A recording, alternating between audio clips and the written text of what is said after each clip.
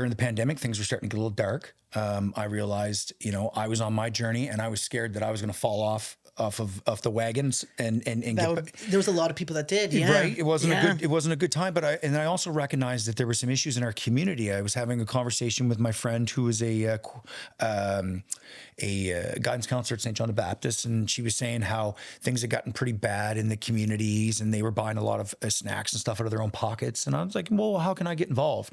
Okay, let's figure this out. Let's put some food in some bags, and let's take it into some schools, and let's see if we can't make a difference here. And it caught on. Whoa, what you guys are doing, during the pandemic. I'm sure people wanted to see something good happen. Something positive. Yeah, absolutely. Because there was very little positive happening at the time. There was a lot of negative. It was a lot of angry people. There was a lot of angry people. A lot of me versus you. Super duper receptive. Right? Operation Feed. Our job is not only to feed people, but it's also to feed the mind, body, and soul of veterans and first responders. To create a organization that not only helps the community, but lifts these men and women back up and gives them an opportunity to do what they do best.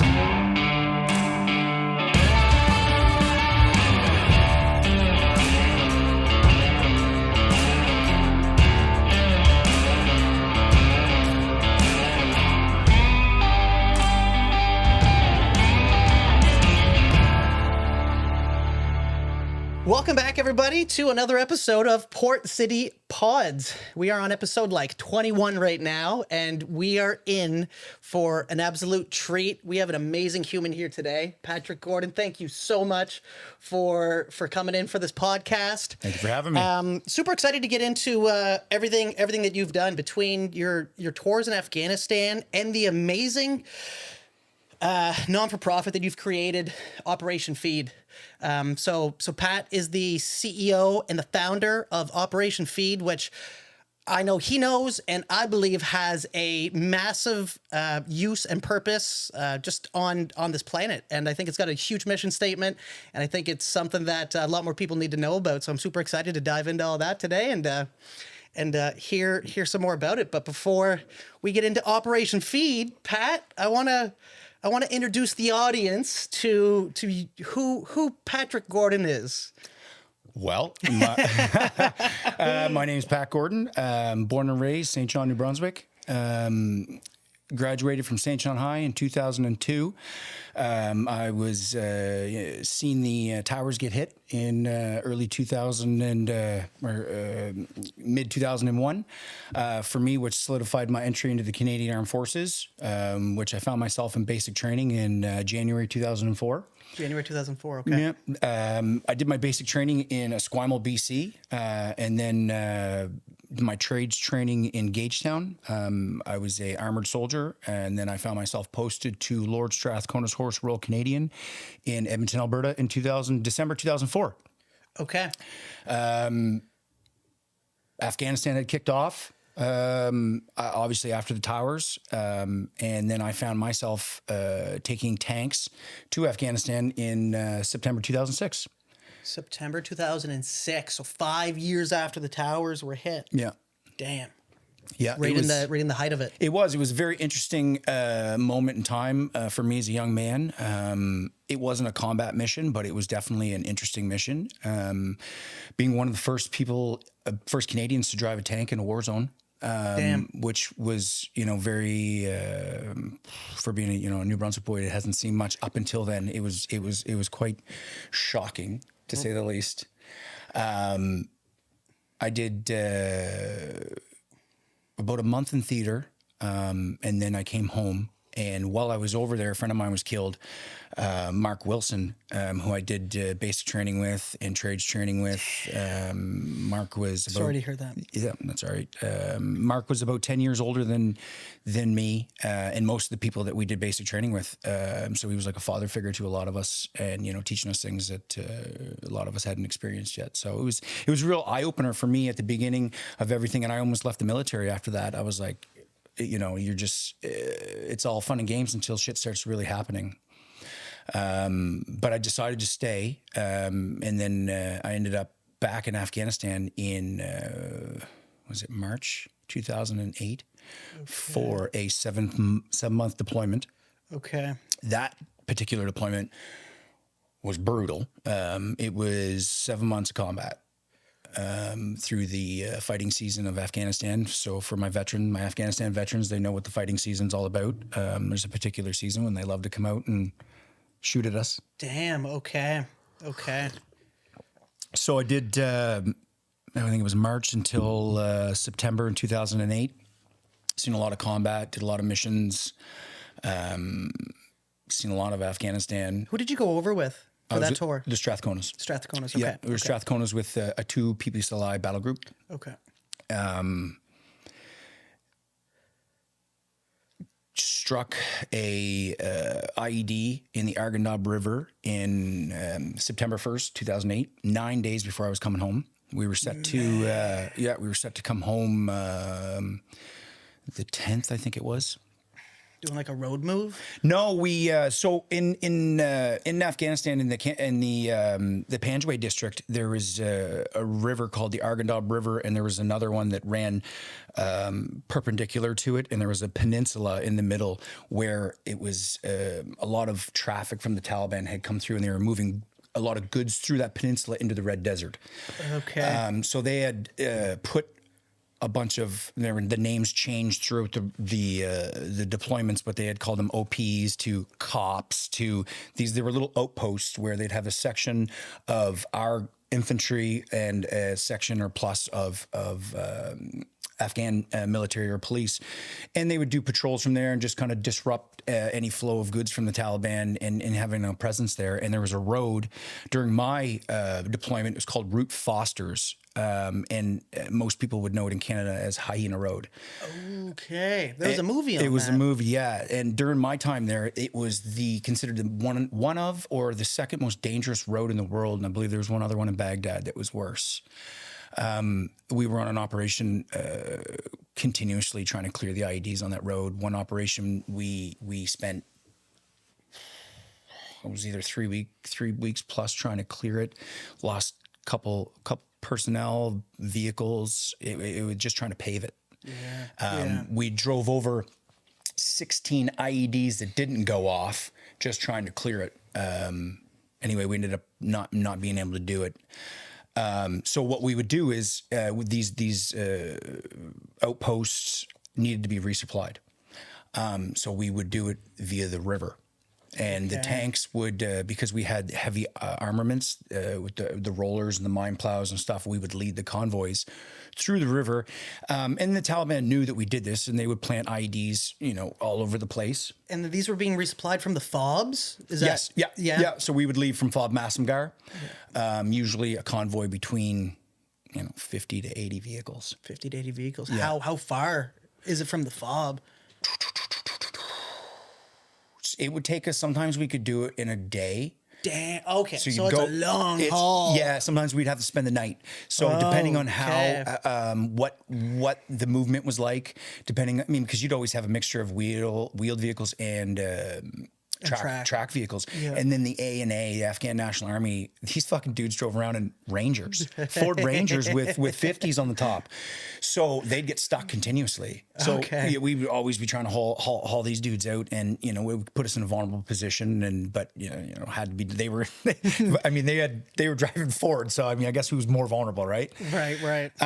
So yeah, we would continuously go down this every month or so. We would go down this river and breach into the side of the riverbanks using engineer assets. The Badger, I believe it was called, great big claw. It would breach into the side of the banks, and then we would drive in and resupply these OPs, and then we'd go out and go down further into the next one. Get to the last one. Sometimes we'd spend the night. Sometimes we wouldn't, depending on how efficient we were. Right. And it would also depend on the contacts too. A lot of times, you would be driving down the river, and because you're in a lower position and it's elevated on either side, it was a gauntlet. We would get continuously attacked, and it would depending on who was in charge, whether you'd stop and engage or just move. Shoot, move. And it would depend on how much we were taking. So, and it varied, right? Sometimes we'd get a lot, sometimes it would be none. Sometimes it would be full-blown RPG, heavy machine gun, mortars, like the whole kit and caboodle, right? So, Yeah, so we this very last one, they needed us to resupply. We did it. Boom, we go down. This is 9 days before you're coming home. Going home, right? And yeah, Holy. and all of us were just like, "Fuck," you know what I mean? Because we didn't want to get the fuck out of there. Right. At this point, you're done, right? And Yeah. complacency sits in, which is dangerous, man. When you get, when you're gone for 7 months, you're just like, "Fuck it," you know what I mean? Rockets are coming into the camp, and you don't even give a shit anymore. Like, it didn't hit me, so I don't care. First month or two is probably like Just like, everything's intense, and you're just dialed right in, right? yeah. But then you start to get used to the way things a way operate. of life. Yeah, it becomes a way of life, man. Yeah. Even death becomes just like there were so many people killed on that rotation, man, and it just became like, oh, fuck, all right, well, another one. You know what I mean? Like, you were just like, you're becoming so jaded to it. It was fucked, man. And then you come back home and you wonder why we're fucking have such a hard time adjusting, right? Yeah. Life is never the same, never will be the same. It just becomes a new normal for you, right?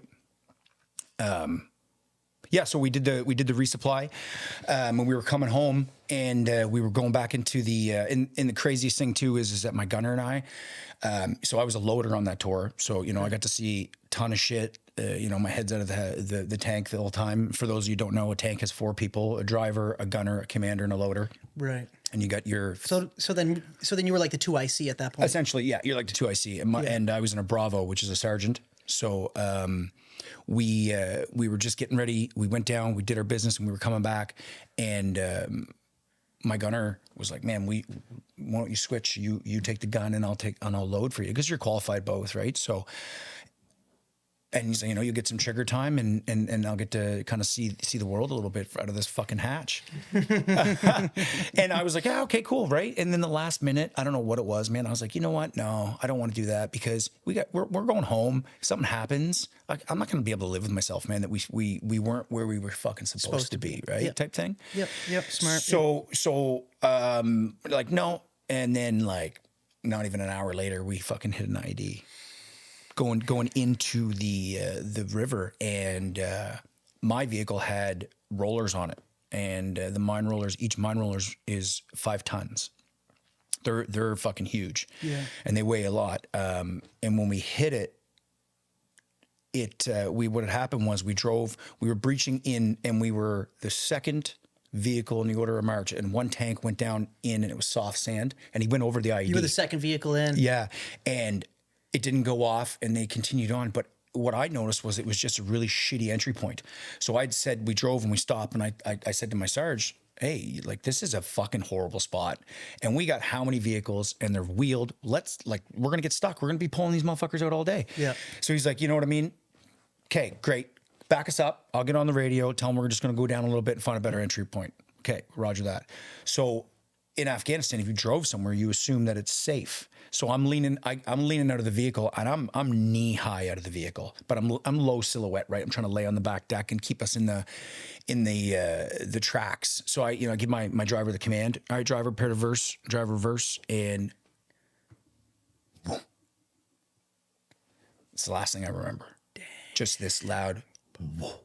And then I remember like this warm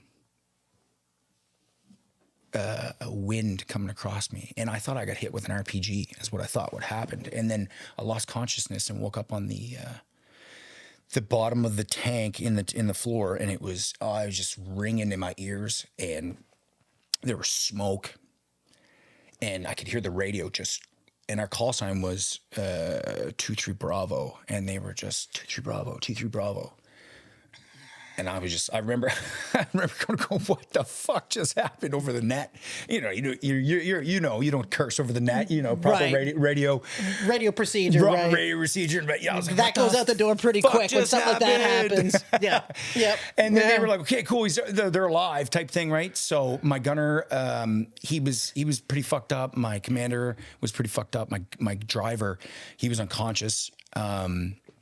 But thankfully, my commander, he had to get underneath the turret to turn around and change the radios. So he went down. So everybody was down except for me. And to this day, I don't know how I'm not dead, because the IED went off, and it blew one of those rollers completely off the tank and threw it up and behind us, 50 feet behind me. It left a hole in the ground big enough to park like a Volkswagen Beetle and bury it and wouldn't know it was there. it destroyed our gun. It turned my map into confetti. So it was directly under you. Yeah, yeah. Well, actually, it was in between the tank. So what had happened was the first tank went over it, the vehicle went over it. We went over it. It stopped. It was in between the roller and the tank. So then when we backed up, they think it was either a crush plate. So the two steel pieces crushed down and made contact, and then it blew. They knew it was 3 jugs in a cooking pot that we hit. Because the engineers got in and I don't know how they determined that. They threw 3 caps laying around. I'm not exactly sure. Right.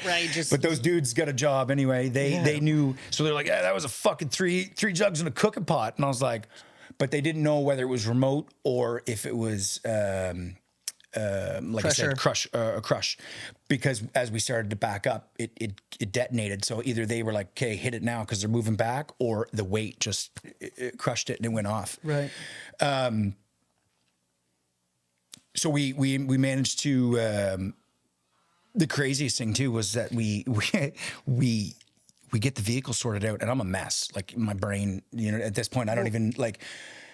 It's very hard to process It's anything. very, very hard to process. A lot. Yeah. I mean, think of a concussion times like a lot. Mixed with an extreme amount of cortisol probably flowing through your brain at the same time. Yeah, Just and then trying to figure out, is there an attack coming now? Well, Like, because most times after an IED, there's an ambush.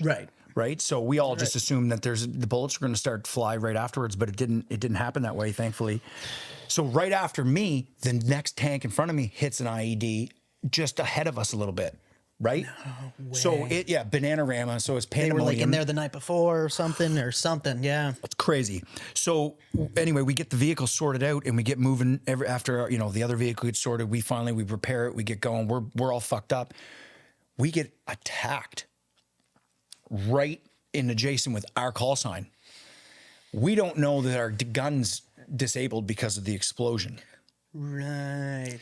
We turn, go to engage the targets, fire order, click, nothing happens. So with the tanks, our Leopard C2 tanks, they were electrically fired. So it was like a barbecue lighter. Okay. Click, sends a signal, zap, and then but what happens sometimes is you can get slow burning fuse. So you click and nothing happens. You wait a few minutes and then boom, right? I mean, it's old ammo too. These vehicles were designed post World War II, right? So some of this ammunition is like 50, 60 years old. Right. Nothing happens. In peacetime, when you're on the range, you keep point of aim and you wait 15 minutes. Keep it downrange. After 15 minutes, nothing happens. The commander takes the round out. He walks it over by himself. He does like the walk of death because it may blow up still. And they put it in the pit where the engineers then take care of it, right? This is not peace. This is war. My commander orders me to take it out. And I'm like, dude. How long's it been in there? No, like we're under contact. Right. So it's just now. Now, Take it out like now. Right. There's no 15 minutes. There's like no waiting at all. And I'm like, dude, like I'm all fucked up from this explosion. But I'm like, hey, like if I pull that out and it blows up, we're dead. He's like, I don't give a fuck. Pull it out. Put a new one in. We're pinned down. And I'm like, whew. and I said it out loud too. I was like, well, at least we won't feel it. You know what I mean? Because this fucking thing's gonna blow up and turn us to pink mist. Pull it out, put it on the ready rack. I grab another one, I throw it in, and click, nothing happens. And the ready rack is still inside the tank. Still inside the tank. Oh yeah, yeah. That's what I mean. We'd be pink mist. There'd be nothing left. It would set off all of the explosions inside. You got 13 rounds sitting here, and then you got 50 rounds down in the hull of the tank, right? So, it's It was to say I was emotionally damaged from it is an understatement. So nothing happens. We go to engage with our coax. It's broken too. Doesn't work. It's just like firing one. Thankfully, we got a lot of other vehicles. They engage, neutralize the targets. Right. And we get moving on and get back to main camp. And we spend the last couple of days in our bunk. We go through all the concussion tests. And they're like, "Hey, you guys are bananas. But you just chill on your bunk." Okay. That was the last kind of strenuous like move or anything. Yeah. And then we just chilled deployment. as the next squadron came in and they started doing your doing the handover hot and stuff. swaps and shit like that. Yeah. And familiarities of the AOs and stuff. But as a corporal at the time, it wasn't my responsibility, right? Yeah. You just like, here's your bunk, there's your call sign. And then the commanders take the commanders out on a familiarity of the AO area of operation. Yeah. But yeah, it was, so then that was the second tour. that was my second time overseas in Afghanistan.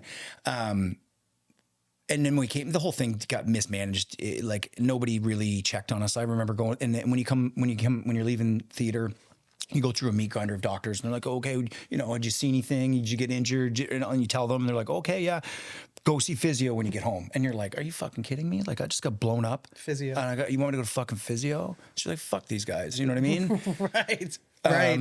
So you get Physio is home. what happens when you friggin' leave surgery. Right. So Like- I didn't know this, but I broke my neck from the explosion. Didn't know that I broke my neck. I had a traumatic brain injury, herniated a bunch of discs in my back, and microfractures and all my spine and my ribs and shit.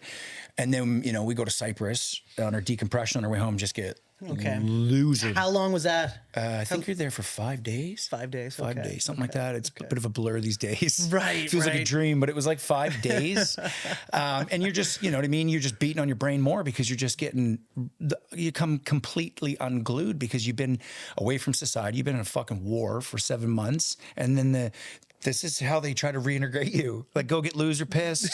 Don't beat the shit out of each other. Don't get arrested. Don't get arrested, Don't be a right. menace on the local society, and then get on a plane and come home to your family. And the Right. idea is to get it out before you get home. But I've gone out with the boys on like or on like training courses, right? When you guys or like when we get together and you're just meeting guys for the first time. But like I've only known most of them for like 3-4 weeks, and we're going out and we're a menace in that town. oh yeah, Just because we all know each other, we're cooped up for 5 days on end, not allowed to do anything fun. And then on that weekend, if we're allowed out, then we go out and like, I can only imagine you're what you tearing guys up. would have been like. So then, I can yeah, only you're in a little town imagine in- what you guys would have been like. a little town in Cyprus where like a battle group is coming through slowly. You know what I Right. mean? Rotations And- of these humans. I mean, and literally 10 days, 12 days prior to that, you just got blown up. You're in a war zone. You know what I literally mean? just got- right. yeah. So depending on what your job was in the military, in the war, depending on what you were doing, depending on what your brain load is, man. You know what I mean? Right. So yeah, like, and I'm, you know, it's a lot for some people, man. And then you went back after that, though. Yeah. So I So went was back. that another full tour? That one was 9 months. 9 months. Yeah, that So the one was- first one was a month. was a Sound month. like you were just dropping off equipment and then Yeah, left? yeah. So they say it's a TAV. What they call them is I forget what the acronym stands for. Tank activation.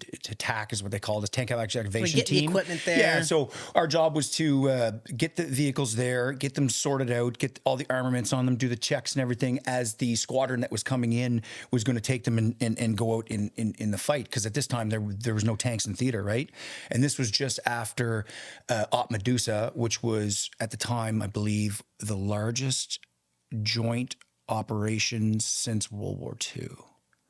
Yeah, land operation. The biggest Okay. joint land operation since World War II. Okay. Or Korea, or maybe it was World War II. And it was huge, right? So this was a massive thing. And lessons learned from it was, I believe they had determined the heaviest armament that they had in the theater during that time was the 25 millimeter that was on the Lavs and the Coyotes. And I believe, and correct me if, no, I'm good for it now. Correct me if I'm wrong, anybody that's out there listening, it was taking like 5 to 10, 25 mil shots to get through these mud huts. So they were having issues penetrating the mud huts, and a lot of the fighting was coming out of the grape huts and mud huts. So they were having issues penetrating this during combat. So I believe the Danes had leopards in Helmand province, Okay. either before us or after us. And they were like, okay, well, let's get the Canadians involved. Because I think the Americans, the majority of their armor was tied up in Iraq during the time. Right. So right. most 'Cause that was people going don't- on simultaneously. Yeah, most people don't know this, but the Americans had no Abrams in Afghanistan. Okay. Yeah, it was the only tanks that were there were Canadian and Danes.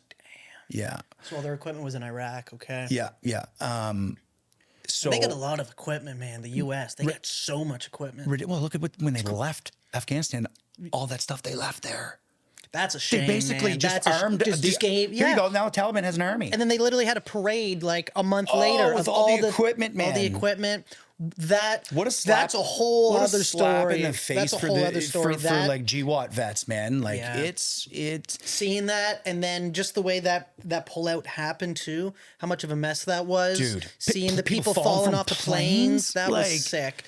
That was a bad not to moment. mention all that was the a people very that bad they moment left there in the that US. helped us during the war that are just getting their heads cut off now. It's man, I have like chills thinking about Right? it. It's fucking sick. And It's so apparently sick. the Americans have been funding, giving them I think it's anywhere from 84 to 120 million dollars a week because they were bound by a certain contract that the Taliban were supposed to adhere to, but didn't. Because as soon as they pulled out, they're like fucking women back to being enslaved and going to sheer law and all this shit. Yep. All the stuff that we fought for the rights for Completely these. reversed. Yeah, completely reversed. Yeah.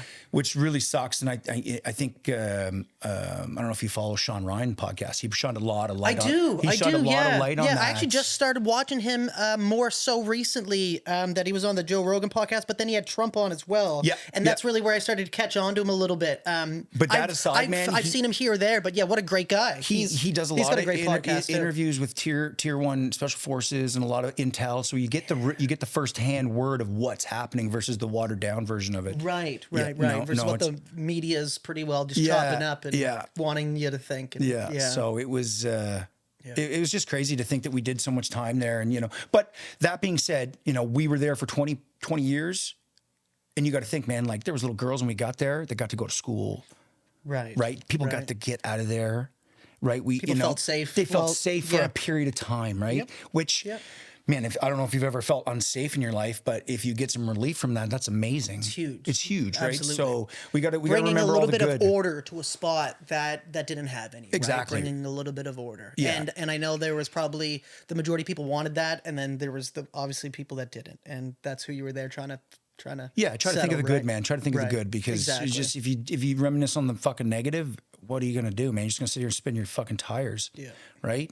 I don't want to do that. So then you came back home.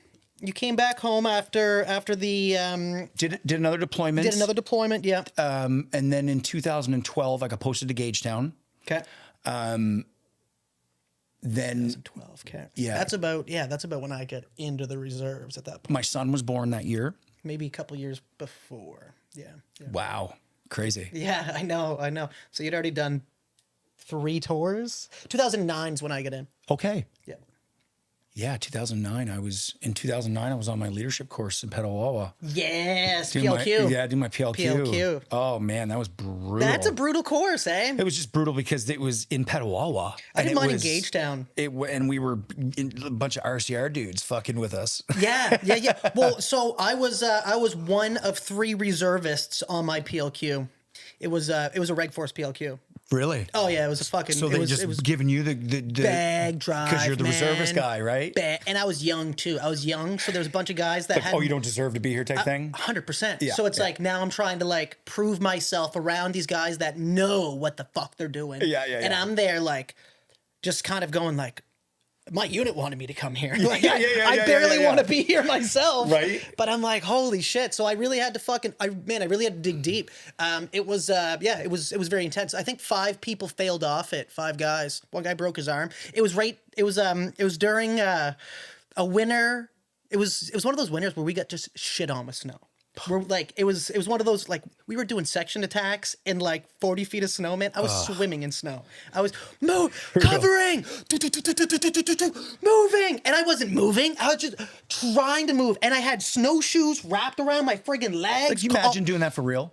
It was ridiculous. Like, I was like imagine- this, and there's just people screaming, "Move faster!" Da, da, da. And it's just like, what the fuck? Like, is imagine going- World War II, like But, the man, they do a good job. Russians or Battle of the Bulge. You know what I mean? Oh, like in the right. cold, like trying to fucking, dude. Yeah. I know it's PLQ was fun. That it's was all fun, in man. perspective on what you're in your time and your service and what your hardness, but like, Bro, we're soft compared to the way it used to be. Oh, yeah. We're so Oh, yeah. soft. You know what I mean? Like, fuck, man, sitting in a trench for fucking like World War One, just years. Filled with water, and rats. Decaying bodies. Rats and water. And like, that's what killed most people in the First World War was disease. Yeah. Was sick. Wet feet was like the fucking end of people, and man. then just like, hey, there's a machine gun, but you're going to run until we just get close enough to be able to throw a grenade at it or something. And flamethrowers. Like, no, Flamethrowers coming over the fucking trenches. No. You know, the only difference, the only hardship I really feel that was really a significant difference for our generation was the fact that we weren't fighting a uniformed army. We never knew who the fucking enemy was. Well, right? That's a whole problem in itself. Right? So, you know, at least when they landed in fucking, you know what I mean, the beaches of France, they knew, okay, we're heading to fucking Germany. Right. Right? Right. We, you know, in Afghanistan, it was a 360-degree battle space. You just never fucking knew. You never knew. Somebody walking past you at that moment, right? That's kind of the scariest part. And I think that's the hardest part for a lot of us when we come home. I think that's what the biggest psychological fuck is that, you know, you don't trust anything or anybody, and then your body goes through this shift, and it never comes back. Yeah. Because it goes through a shift of survival. It's like you need to become this new thing to have your senses heightened to the level where you can pick it up. Yeah. Right?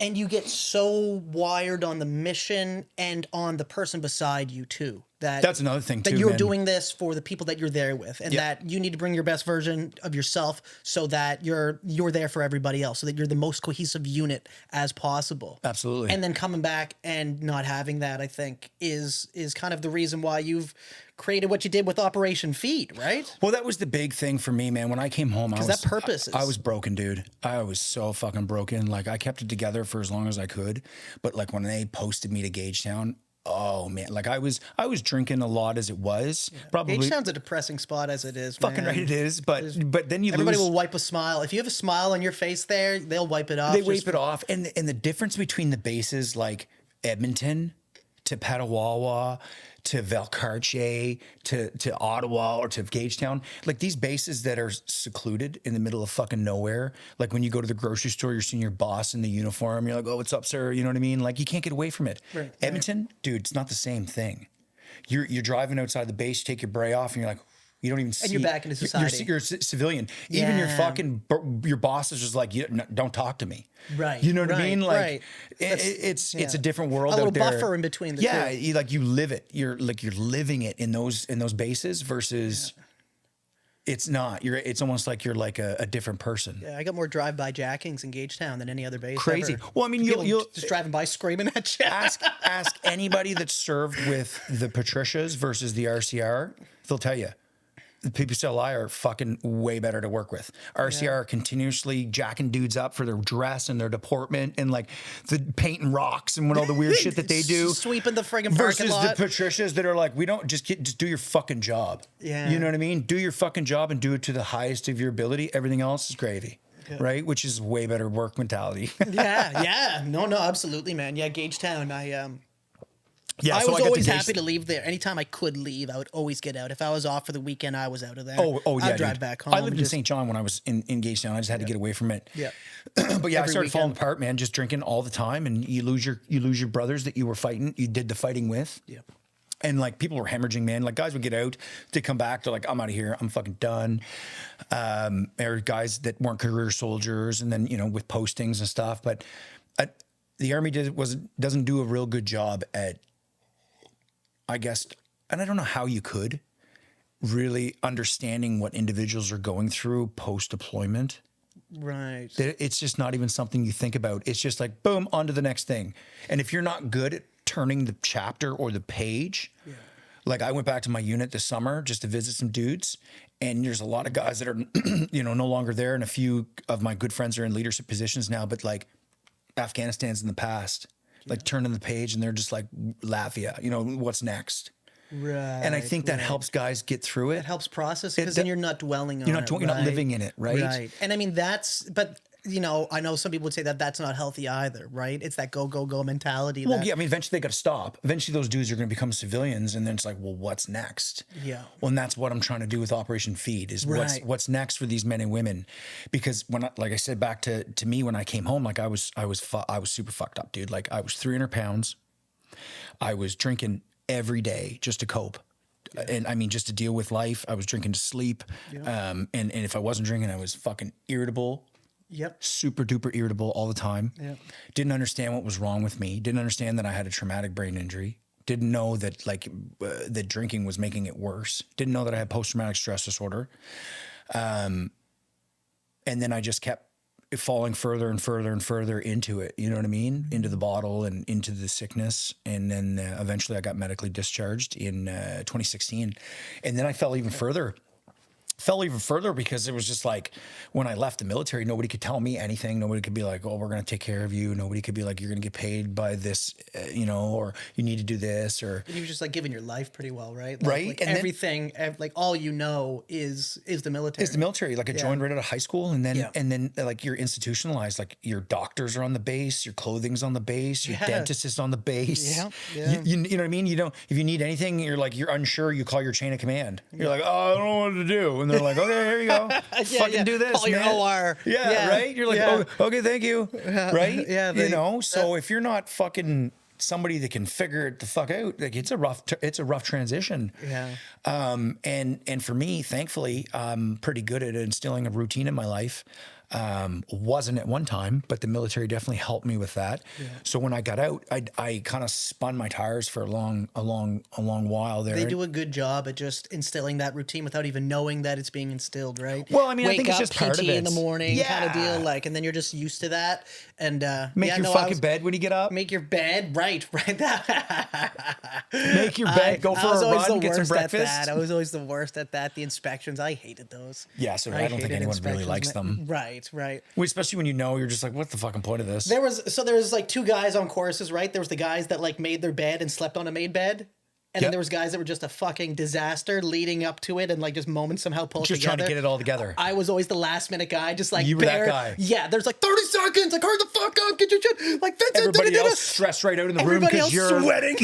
You're gonna fuck it up for everybody, and it's, then I'll just it's be fucking group there. punishment. It's group punishment. Yeah, We're yeah. all gonna get it because you're But luckily, I always pulled it together, and everybody eventually realized. They're like, I slept underneath my bed. "You slept? Yeah. Like I never slept on a made bed. No, that's slept ridiculous. underneath my bed on a Ranger blanket. Some guys slept on the floor. That's what I no. That's Some what I guys did. made their bed and slept on the floor. That's what I did That's what underneath you my did? bed. Okay, you slept under the bed. Under the bed. Okay, yeah, no, I slept on the bed. No, I slept under it because I'd make it every day. at the very least, if an instructor came in, he wouldn't see me on sleeping because it would be worse sleeping on top of your covers. Yeah. They'd fucking lose it on you. But the fuck? Right, Then because- they'd make you do drill in your Because bed. they can tell.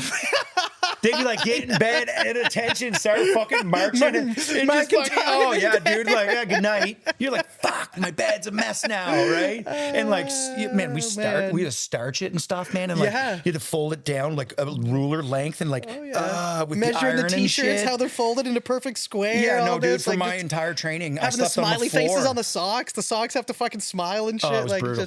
yeah. Slept on the floor, and then I had like a pair of boots too that I had I put like, you know, you had your one pair that you wore, Right, they were and, like- and then I had another pair that somebody had told me you put mop and glow on your boots and it makes it shine like Orion's belt, and but if you flex it, it flakes everywhere. Okay, yeah. So then the instructors would get smart and be like, what the fuck, you know what I mean? Like, this is really shiny boots. Right. And they'd bend it and it would just flake everywhere. There's no passing an inspection. You're like, fuck. There's no winning an inspection. Then we had to number our boots to make sure it was like, hey, two's got to be on your feet, one's got to be in the, and then it would switch back and forth to make sure that you were pulling your boots out and polishing Make sure you're them. wearing both pairs. Wearing both pairs. Yep. You're Yeah. like, fuck. They Yeah. just get you. Oh man, it's not like that now. And if somebody fucked it up, they just throw all the boots in the middle of the fucking or the hallway kind of deal, and fucking just like just chaos. Dude, when I was in Meaford, I did my soldier qualification course in Meaford, which is run by the RCR. Okay. If you left your fucking locker unlocked, they would grab all of the stuff out of the locker.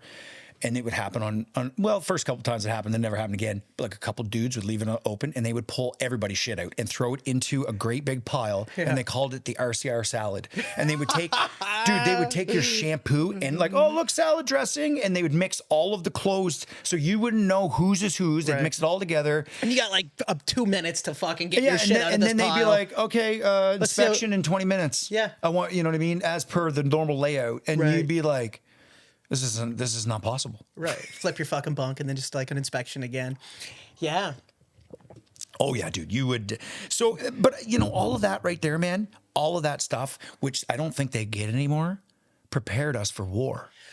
If you can't They do a good handle- job at just putting you under immense stress. They did. Because you can't simulate war. They don't do it anymore. You can't simulate war, right? You can't simulate being shot at. No, God, no. You can't simulate that. You can't- There's nothing that you can say that this is a simulation of that. Like it's so hard to simulate that, but prolonged stress you can simulate. Absolutely, absolutely. And they don't do it anymore. You know what I mean? Like they don't stress out soldiers anymore, you know, because everybody's like, it's soft, man. Yeah, It's soft, right? Yeah. Like God forbid you have to we watch what you say, like double meaning speak. It's actually crazy how soft it's getting. It's scary. Considering it's the scary how main soft it's getting. focus of the Canadian military or militaries across the board is killing. Yes. Right? Yeah. Like when you're in the combat arms, the rest of the military aside, there is support. But the combat arms, which is armored, infantry, and artillery, and depends on who you talk to, the engineers, because those guys are fucking there with us as well. But for whatever reason, they consider them support. Oh, are they support?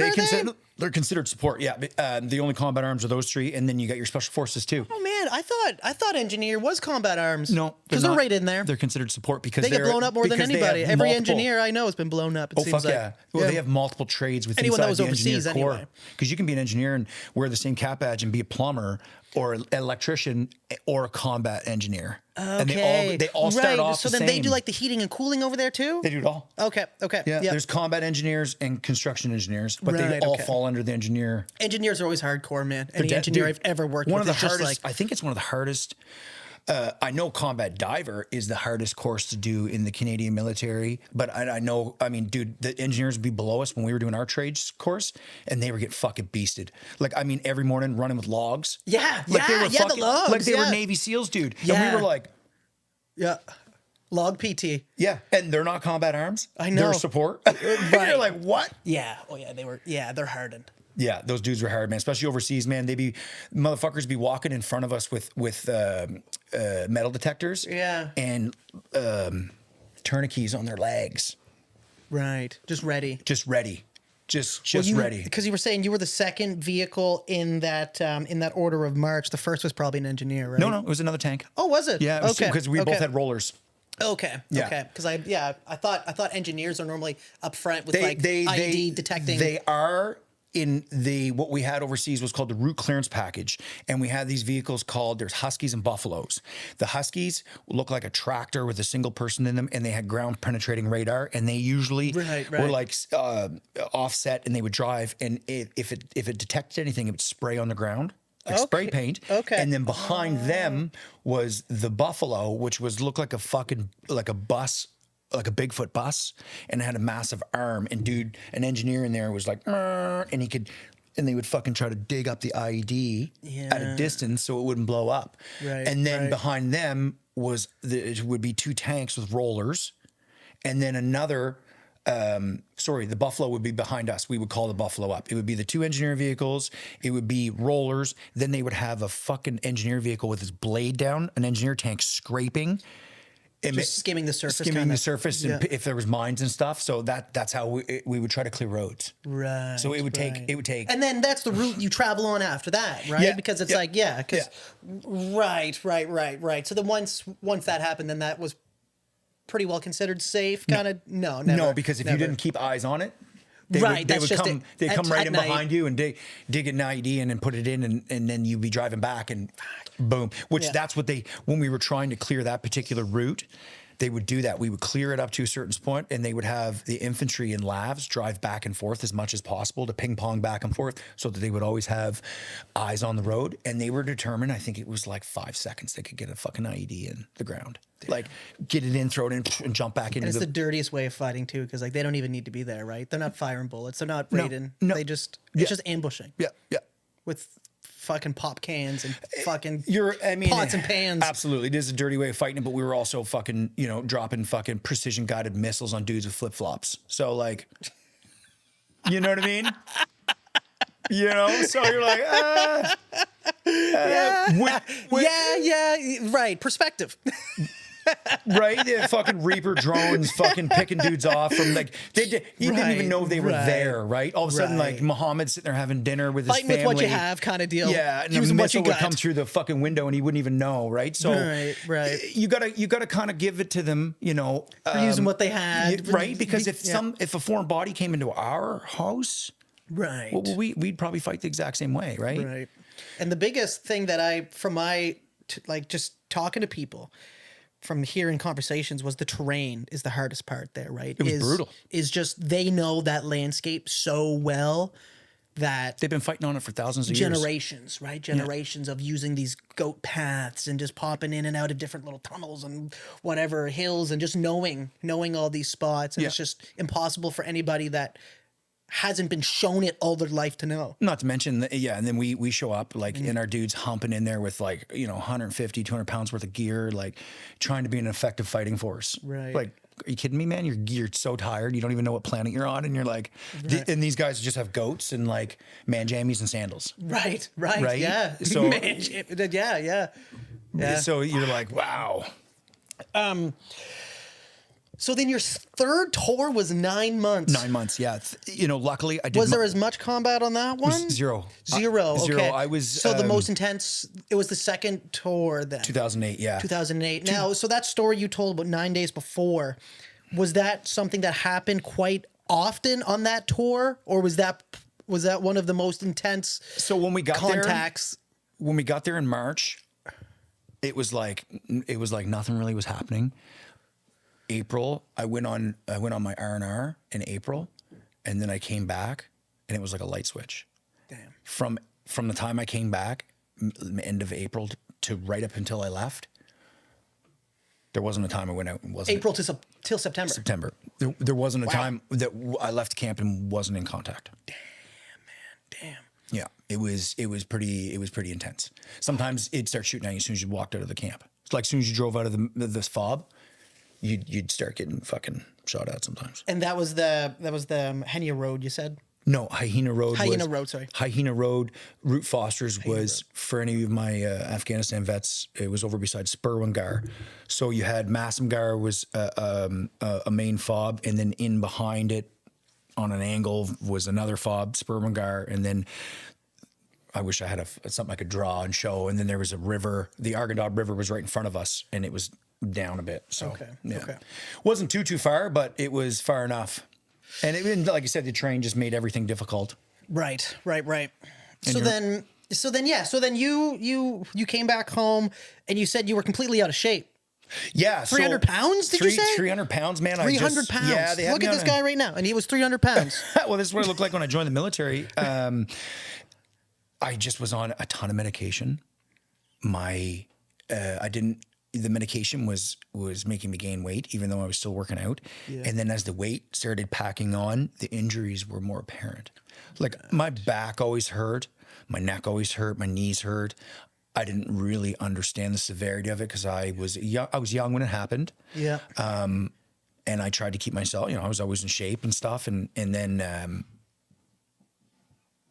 as I started getting older and gaining some weight and becoming a little more unhealthy, it was like, it started just hurting more and more and more. And then when I was in Gagetown, I didn't even realize I was training something. I was doing something, but I was in the turret of a vehicle and dude hit a bump and it jerked my neck forward and my whole arm just died on me and went super numb and I didn't know. And that's how I found out I broke my neck because they brought me in and MRI'd. And they're like, when did you break your neck? And I'm like, And then it just went back to, okay, well, you had to have had some severe trauma at some point. I was like, well, I got blown up. And they're like, well, that probably would have did it. Right. Yeah. So. Holy. And then when they give you the diagnosis, right? So I was diagnosed with the issues with my neck, but I was also around the same time diagnosed with post-traumatic stress disorder. Okay. And during that time, it wasn't, people didn't talk about it still. Right. So I remember like I'd go for treatment, like talk to like the psychologists and psychiatrists and shit. I would park on one side of the base and walk to mental health so people wouldn't see my vehicle. Yeah, well, there's that stigma when you're in the military. You don't even want to fill out like a claim that you hurt yourself. Not right? while you're in. Not while you're in. No. Like when you're in, it's like, oh, he's a chit commando. Or, Yeah, right. And, This, you know, this stigma, and it goes back. MIR commando. It and goes it's- back to like me and a friend of mine were talking about this, and he got back. He got in the military in I think '85, and like you used to have to put your DEUs on to go to the hospital. Right. Right? Like if you were sick and they were like, okay, well, you know, you got to put your DEUs on in case you die. You know, we need to have you in full dress. And they'd be like, well, in case you got to spend the night, pack a kit bag.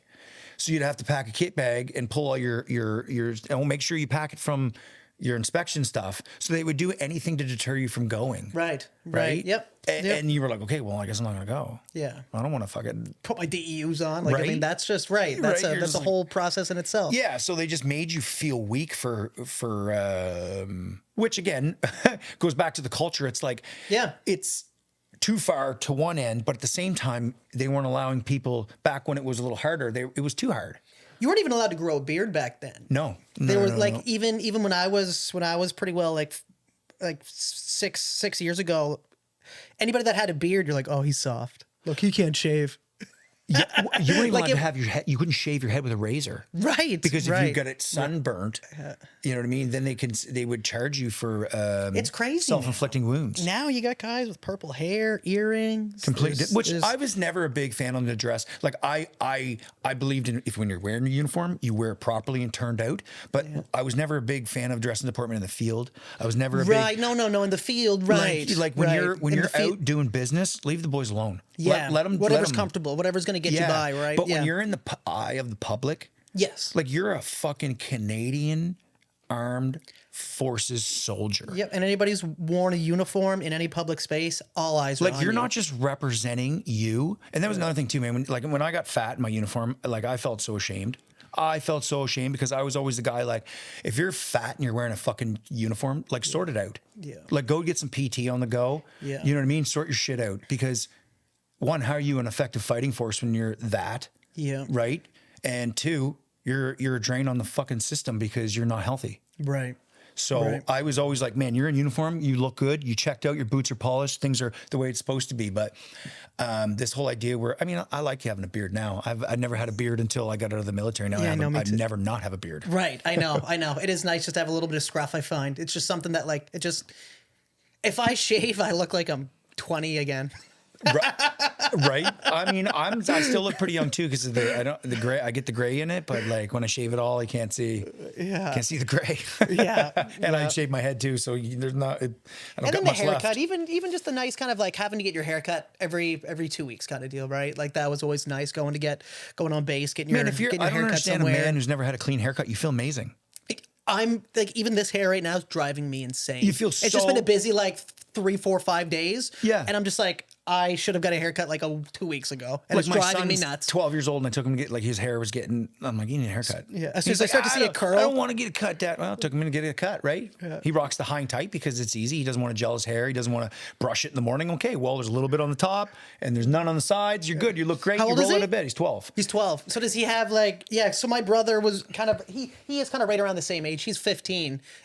He's got almost the more like, it looks like Justin Bieber style kind of like- hair. like- and then like- there's some kids that have like short on the side, but they have like alpaca hair or alpaca or whatever. No, I rock that, it like llama almost thing. shaved on the top and high and tight on the side. Yeah. Straight marine Yeah. cut. Yeah. Because That's I'm the like, way it to do looks it. good. It does.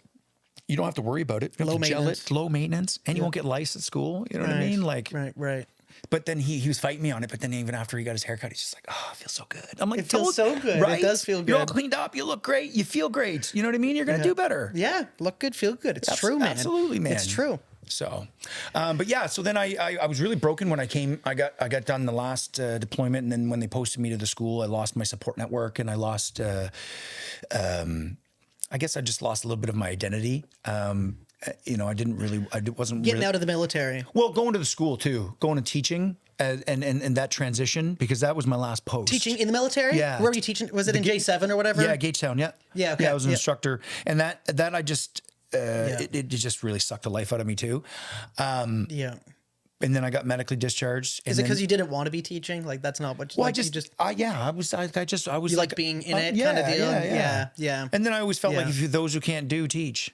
Right. So I was like, fuck. Right. A little bit of stigma there. Yeah. Right. So You're like, shit, now I'm that guy. yeah. Yeah. Yeah. Yeah. But anyway, whatever. It is what it is. And then, But it's important too, because like who better to learn from than somebody who's been over there doing it, right? This is true. You need those instructors that and people always look up the most to those instructors are the people that have actually been overseas, people that actually kind of experience things that all you can do is teach from and experience, right? Yeah. And I know from my experience in the military, like those were always the instructors that I looked up to. Absolutely. And the ones that you kind of like sit up a little more straight and you pay a little bit more attention to, right? I don't want to say that I didn't do my job either. Like when I did it, and I tried to be that guy for for people that I was an instructor for. I just didn't like it. You know, I just want to be back in my fucking unit with the guys that I served with, and that was just, you know, in my head. I always see myself becoming like a sergeant major and like, you know what I mean, like being that guy. Yeah. And then I quickly realized that I wasn't ever going to be any of that because I just couldn't do the job anymore. And then when I got medically discharged, like I said, I fell really further back into the sickness and everything. And then it was September 2017, man, I was like, I gotta get away from the booze. Yeah. And I just quit drinking. And for the first year of sobriety, I fell off 5 times, I want to say. And it was all at the times you would expect. Remembrance Day. I know, man. Remembrance Day is one of the hardest ones. Especially when you're around the guys again. Right? I was like, I don't understand how to honor my brothers and sisters without booze. Right. No, exactly. And then if you're not drinking, everybody's kind of looking at you going like, you know what I do now? I do Murph. I do exercise. I suffer on Remembrance Day. Yes, yeah. Because the way I see it now, my mind has shifted to, if those men and women were watching me right now, they wouldn't want you drinking. They wouldn't want me fucking pitying, Afghanistan. Like, fuck no, man. They want me to go out and fucking be happy to be alive. And what better way to feel life than suffer? Right. And appreciate what you have. Yeah. The military teaches you that. It does. It does. So I suffer now, and I reflect on my time in the service, and I reflect about not only the men and women that the 158 of the brothers and sisters that gave their lives for freedom. 158 in Afghanistan. Yes, but also I have so many of my friends have taken their lives after the war. Yes. Yeah. With, you know, suicide and alcohol and drugs. And, you know, it may not always look like a gun to the head or a rope around the neck. It may look like, you know, pills and not waking up, right? Not eating properly, not taking care of yourself. All these types of things, man, when you're self-destructing and you don't understand what's wrong with you, but you're just broken. Yeah. And, you know, which when I was getting sober and I was like, there's just got to be a better way. There was nowhere for me to start my journey. We had nowhere in the community for a veteran that was broken to start his journey because the only thing that we had was a Legion, and all it was offering was a place to drink and gamble. Yeah. I don't want to shit on the Legion because I do believe there is a place for it. 100%.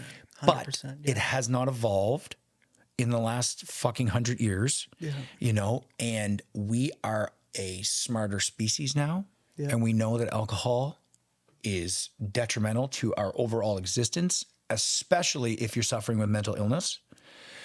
So I got fucking sober and things started to change in my life, and I realized, okay, we need a place for our brothers and sisters, not only veterans, but I realized too, first responders, man, you know, they are some of the most underserved demographic in the communities, and they give the most. Yeah. You know, people want to shit on police officers for being cops, but if we didn't have cops, there'd be no order. There'd be no fucking order. And I'll tell you, those people that are shitting on cops would not be the ones protecting themselves. They would be the ones, the victims of fucking the real bad people. Yep. Right? And nobody complains about a cop when there's a burglar breaking into the house. Nobody's complaining about a cop when there's an actual threat. When you feel like you're in danger, the first thing people are doing are calling 911. 100%. But as soon as a cop makes a mistake, 90%, people want to fucking shit on 99% of people, as soon as they feel threatened or someone says something to them that makes them uncomfortable, they're going to call a cop. Listen, man, cops don't make laws; they enforce them. Right. So you don't get angry at malls. Don't get angry at cops. You get angry at fucking politicians. Yeah. Right. Yeah. No, that whole thing of defund the police. And these men and women are just absolutely crazy. Humans, man. Defund the police. Yeah. For what? Crazy. For what? And replace them with what? Yeah, with what? Social workers? Yeah. Now, I think there's a spot for that. There's 100% a spot for that for someone to come in. If anything, you give the police more money. You increase their training, you increase their numbers, and you make it less likelihood that they have accidents because there's more of them and there's more oversight. Yeah. You know what I mean? You make it more comfortable for them to access mental health. To think that police officers aren't suffering, you're delusional. Okay. Like I went to Afghanistan, and when I got there, here's a gun, and here's your bullets, here's your vest and your helmet. And when I left, they gave it back to them. Yeah. These men and women get up in the morning in our communities. They put their vests on. Yep. They put their fucking, rounds in their weapon. They holster it, and then they fucking continue on their day. And they become a target in society for certain people. Yep. Right. And to think that we're not aware of that is crazy. Some police officers are exposed to more death than people that have gone overseas, right? Depending on where you're at, yeah. If you're in a big city and a cop, Like I was just talking to a guy that is in Toronto, so he's a Toronto police officer, and he was telling me a story about how one day he was getting shot at, and then had to go home and like make dinner. right? You like go home and like how was work? Man, And like it's and like how do you process and then you have kids there and you're trying to just hold it together and obviously don't make too big of a scene of it because you don't want to stress everybody out, and it's like that's a whole other level of maintaining yourself, and it's crazy to think that people do this on a daily. right. My first roommate was in the military. He left and he was an AM driver. He was an armored soldier, but he got picked up for a tour on Op Medusa in 2006, and he was an AM driver. And he's a police officer now in Toronto. And we have conversations, and shout out to my boy Chuck.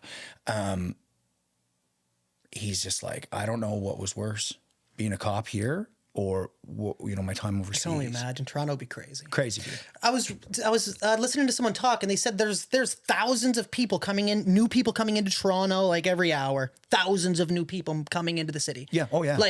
Like foreigners. Yes. Yeah. Foreigners, or even you get that it's as just well. The cultural differences, right? Between say for example, it's like an incubator. Like a lot of new Canadians are going there, and a lot of people that come from these third world countries don't have the same law and order as us. Right. So that becomes an issue because what they're doing is normal in their country, but in our country, for example, how you treat women. Yeah. A lot of countries, for example, I'll just use Afghanistan because we were already talking about it, right? Right. Yeah. They believe that women are essentially a portal to bring children through. That is it. Didn't they just get like the right to drive in Afghanistan or something? Not now. Was that, not no, now. is that taken away? Yeah, okay. Well, yeah, the Taliban's in control now. Right. Okay. They're back to being stoned and you staying in the house and the full burqas and sheer law. Not good at all. Not progressive. That's for sure. No. We don't go down too far down that hole. We still haven't even hit the Operation Feed yet. Right? I want to hit the mission statement on this, man, because it's so important, and I think it's such a great thing that you've created, man. It's from something that was shitty for the like. You have the who's going to execute it. You have that this is something that's going to provide purpose for ex-service members. And who is it for? Well, it's for the vulnerable in our society, for kids that can't afford food. So I want to touch more on this because you have it's such a win-win. I'm like, this should catch on. This has got to catch on because it's powerful. For those of you who don't know, our mission statement is to feed the bellies of the most vulnerable and the mind, body, and soul of veterans and first responders. Operation Feed is a not-for-profit founded by myself during the pandemic, 2021. Like I said, back on my journey there that we touched on, during the pandemic, things were starting to get a little dark. I realized, I was on my journey and I was scared that I was going to fall off the wagons and there was a lot of people that did, right. It wasn't a good time, but I also recognized that there were some issues in our community. I was having a conversation with my friend who is a guidance counselor at St. John the Baptist, and she was saying how things had gotten pretty bad in the communities and they were buying a lot of snacks and stuff out of their own pockets. And I was like, well, how can I get involved? I'd love to help. So then I went to my church and shout out to my boy Justin, who was one of the only people that would actually sit down and listen to my idea. And Justin was like, "Okay, let's figure this out. Let's put some food in some bags, and let's take it into some schools, and let's see if we can't make a difference here." And it caught on. We put it on the internet.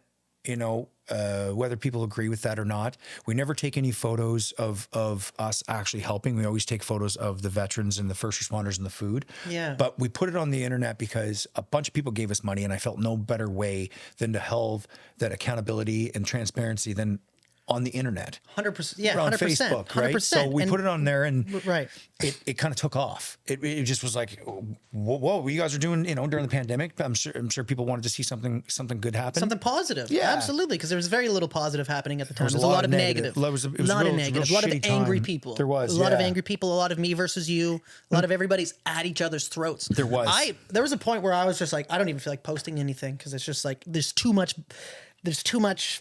Everybody was right on edge. Everybody was right on in my edge. garage and putting them up on Facebook and stuff, like trying to motivate people. Right. Just trying to be positive. And Yeah. but it was still hard because you just were like, what day am I on now? You know what I mean? So it was weird.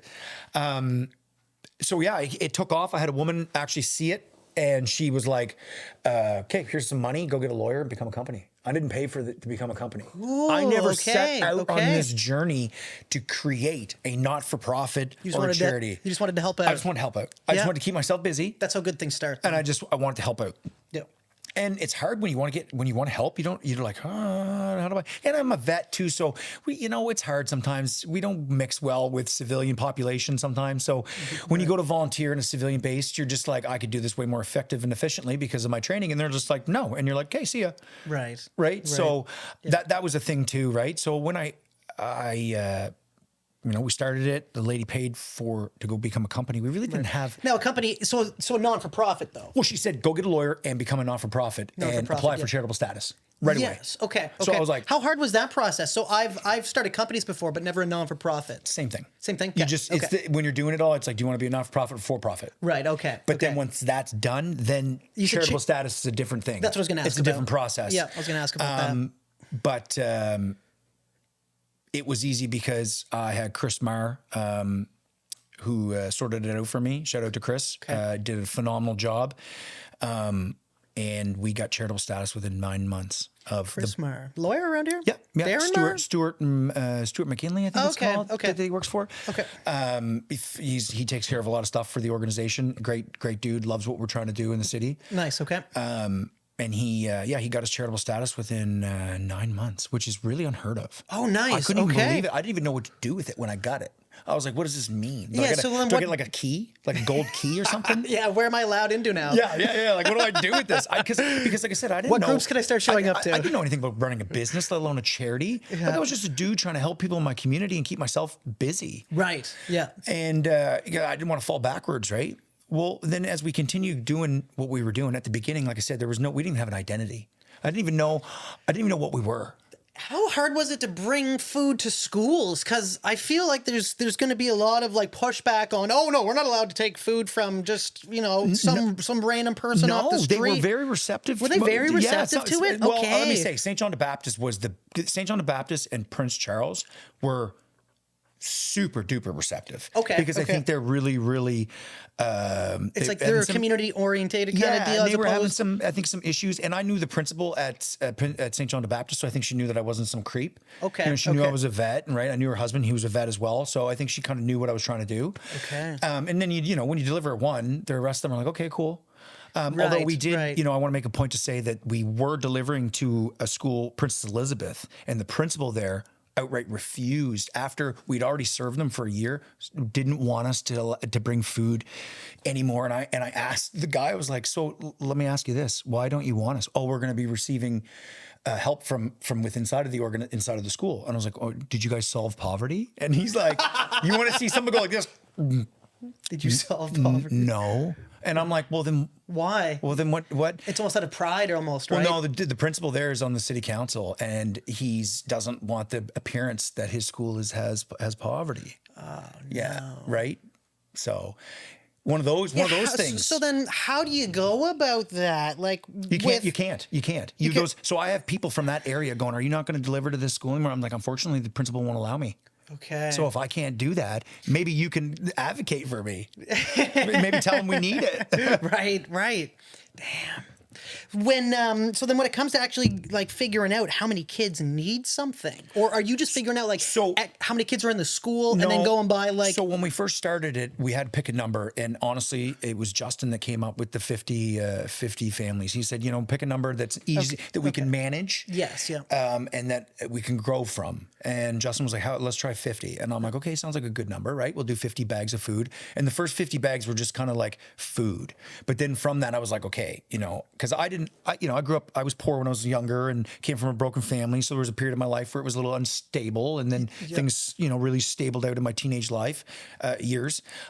So, and being a soldier, I was like, I could put together a bag of food that has breakfast, lunch, and dinner, and is quite substantial, and it's better than what people are getting at the food bank, which is a couple boxes of craft dinner. Yeah, I actually volunteered at a food bank. It'll almost be like 10 years ago now, but the St. John Food Basket, I think, is what it's called. And I volunteered there a little bit, but we never actually interacted with any of the population. What we did is just package stuff together, and like it was kind of like taking like Cheerios and like divvying them up into like Ziploc bags. Seriously. Yeah, like it was very like, and it's like, geez, like I was pretty young at the time, just trying to do something to kind of build experience and also give back to the community. A buddy of mine is wanted to be a firefighter. He's a firefighter now. He convinced me to do it. His dad is the fire chief. Okay. And convinced him. I was like, this has got to be a good thing to do. So anyway, but I experienced a little bit of like what packaging those things together were, and it all depended on how many people in the family were in a household, right? Yeah. So it's like, how is there 3 people in a household, and that there was different portions done up for different kind of households, sort of deal. Well, our bags are generic. Every time we do the exact same bags, like I said, that are done breakfast, lunch, and dinner, and it has the highest quality non-perishable food that we can get our hands on. Nice. Our protein that we put in it is 2 cans of Kirkland brand chicken breast in water that comes cooked. Okay. And they used to send that to us in Afghanistan, dude, and it was great. So that's why I'm like, okay, we'll put that in there. And there's 50 plus meals in each bag, and it's designed to feed a small family of 4 for about a week. And when we coordinate, we try to coordinate mid-month. The bags are designed to feed a family of 4 for how long? About a week. A week? I'll tell you exactly what's in the bag. That's a lot of food, man. There is. If anything, we've had complaints that the bags are too big and make them a little bit hard for kids to take home. Okay. Which I think is a good thing. So, and then is it all anonymous? So you just provide the food, and then what it's happens whoever is kid feels like they need I call it. the school, I'll call St. John the Baptist, and all the schools have community coordinators. So you call the community coordinator. They all know who I am now. I'm like, hey, it's Pat. We try to rotate through the schools. It'd be nice to just do a school over and over and over, but we try to spread it out, a little bit of relief per month. I call the community coordinators. Hey, can you guys have 50 families in need? Oh, yeah, absolutely. Okay, so we'll be there mid-month, usually the 15th at 10 o'clock in the morning, always the same time. We roll up. The volunteers are all veterans and first responders. Yeah. They pack the bags. They get the food from the store. We unload the food at the church where we're currently located. Yep. They pack the bags. They load the bags. And then they unload the bags at the school. We always do a video out front. And then we only take photos of us, the food, the delivery, the faculty. If there's ever kids that are involved, they're helping, they're only in the photo if they want to be and if they're allowed to be. We don't usually do that because, I don't want, I'm not trying to glorify what we're doing. No. But I think it's equally important that you share it on social media so that the message can get out on what you are doing. Exactly. Because that's the important part to share. It's how we make money. It's right. And you're not going to donate to me if you don't know what I'm doing. It's not look at me, look at what I'm doing. It's I'm sharing this because I want more people to realize so that we can get some more support, more people on board. Grow this. If I could get right? some support, I would be doing a whole lot more for the community. Right. That's the unfortunate part. But so in each bag of food, we have 2 boxes of cereal, 1 box of oatmeal, 2 cans of evaporated milk, which if people don't realize, 1 can of evaporated milk and a liter of water give you a liter of milk. Okay. 4 Mr. Noodles, 4 boxes of craft dinner.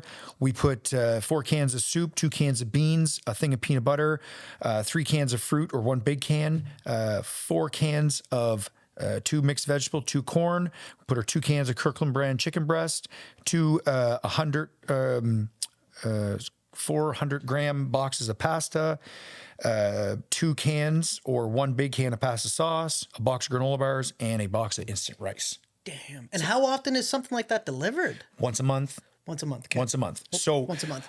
Which is, I mean, that's a week's supply of food, though, can be a huge difference in somebody's life that just doesn't have good options to eat, right? absolutely, right. And we try not to keep, we try to have the cereal Cheerios or not Frosted Flakes. Something that lasts a little longer, kind of deal. Well, no, it's non-sugar. Non-sugar, right? Right. We try to make. We don't right. want to. We don't want to fill it full of garbage, right? And like I said, we try to put the highest non-perishable foods we can. It would be nice to think that eventually we could get into fresh food, but one step at a time. We've given out. We started in 2021. We've given out well over 300,000 meals. 300,000? Yeah. Bags? No. When you say meals. Meals. Okay. Each bag has 50 meals. Okay. Still, that is so crazy. And this is all around St. John right now, right? This is all in the St. John area. Yeah. We deliver to schools during the school year and resource centers in the summertime. Okay. We've done multiple different feedings outside of the bag deliveries. We've also put on turkey dinners at Christmas time. We put on big barbecues for communities. We've partnered with Fundy Minor Football, and we help them out so that the kids have, food when barbecue and stuff. Sometimes on the half times, we partnered with St. John High football team and Simon's High football team, and we provide protein bars for their football team because they got some kids that were showing up that don't have any food in their belly, so at least they have something on hand if they run into that. Yeah. So we do a lot more. We don't always tell everybody what we're doing. We don't post it all because it's not about that. It's not about that. Yeah. We only do 50 bags right now. We were doing 100 when we ended the season in June, and that was because we started an initiative called Operation 50/50, and it was a province-wide, month-long 50/50. We started it in January was our first draw, and it started off pretty awesome. Like it was $27,000 was our first draw. For the first month. Excuse me, yeah. And so the winner took half of that. And people don't realize we don't get half. Like I have fees that I have to pay. I pay Rafflebox, the company that puts it on for us. Yeah. We have to pay to rent machines. I also have billboards I pay for to help promote it. Yeah. So, say if we had a 4,000. Billboards aren't cheap. They're not. No. If we, for example, if we had a $4,000 draw, the winner would take 2 and we might see 1,000. Right. We'd be lucky if we seen 1,000 of it, just because as I said the overhead fees, costs. And it costs to run it, right? Everything costs money. Everything costs, right? I mean, and people they want to help us as much as they can and give us a bit of a discount because we are a charity. And as the guy in charge and the CEO, I have to be very careful on how I spend the money because at the end of the day, it's other people's money, and I want people to feel like they can trust our organization and knowing that, we're always going to have the people that we're trying to help's best interest at hand, but also our donors, right? That we're not just burning money. And that's a prime example on why we don't take any money. I'm a vet. I have a pension. I'm compensated for my injuries. A lot of the members in our organization are as the same as me that are compensated for their injuries or they're out with workers' comp. So not only does the organization provide support for our most vulnerable, we're also providing the purpose for our vets and our first responders. Right. Yeah. So we ended the season last year with 100 bags because of the 50/50. Operation 50/50 started off really well, but then it took a dive in the last few months. Our last draw was like the winner took home $945. I mean, that's still something, though. I mean, it is, but how much is the 50/50 to buy? Depends, 1 for $5, but the more you buy, the more you save. So if you buy 50 tickets, they're $1 a ticket. Right. Which no, but the problem is on your end, it's costing me money because now it's because you might be taking home $300, and it's last year it was doing well enough. Like our first draw was big, and then the other ones were around 10,000, so it was giving us close to an extra 5,000 a month. So we were able to up our contribution to the community when we started doing 100 bags, 2 schools a month. So we started, which was awesome. We were, pumping out a ton of food, but it made us also realize 2 things.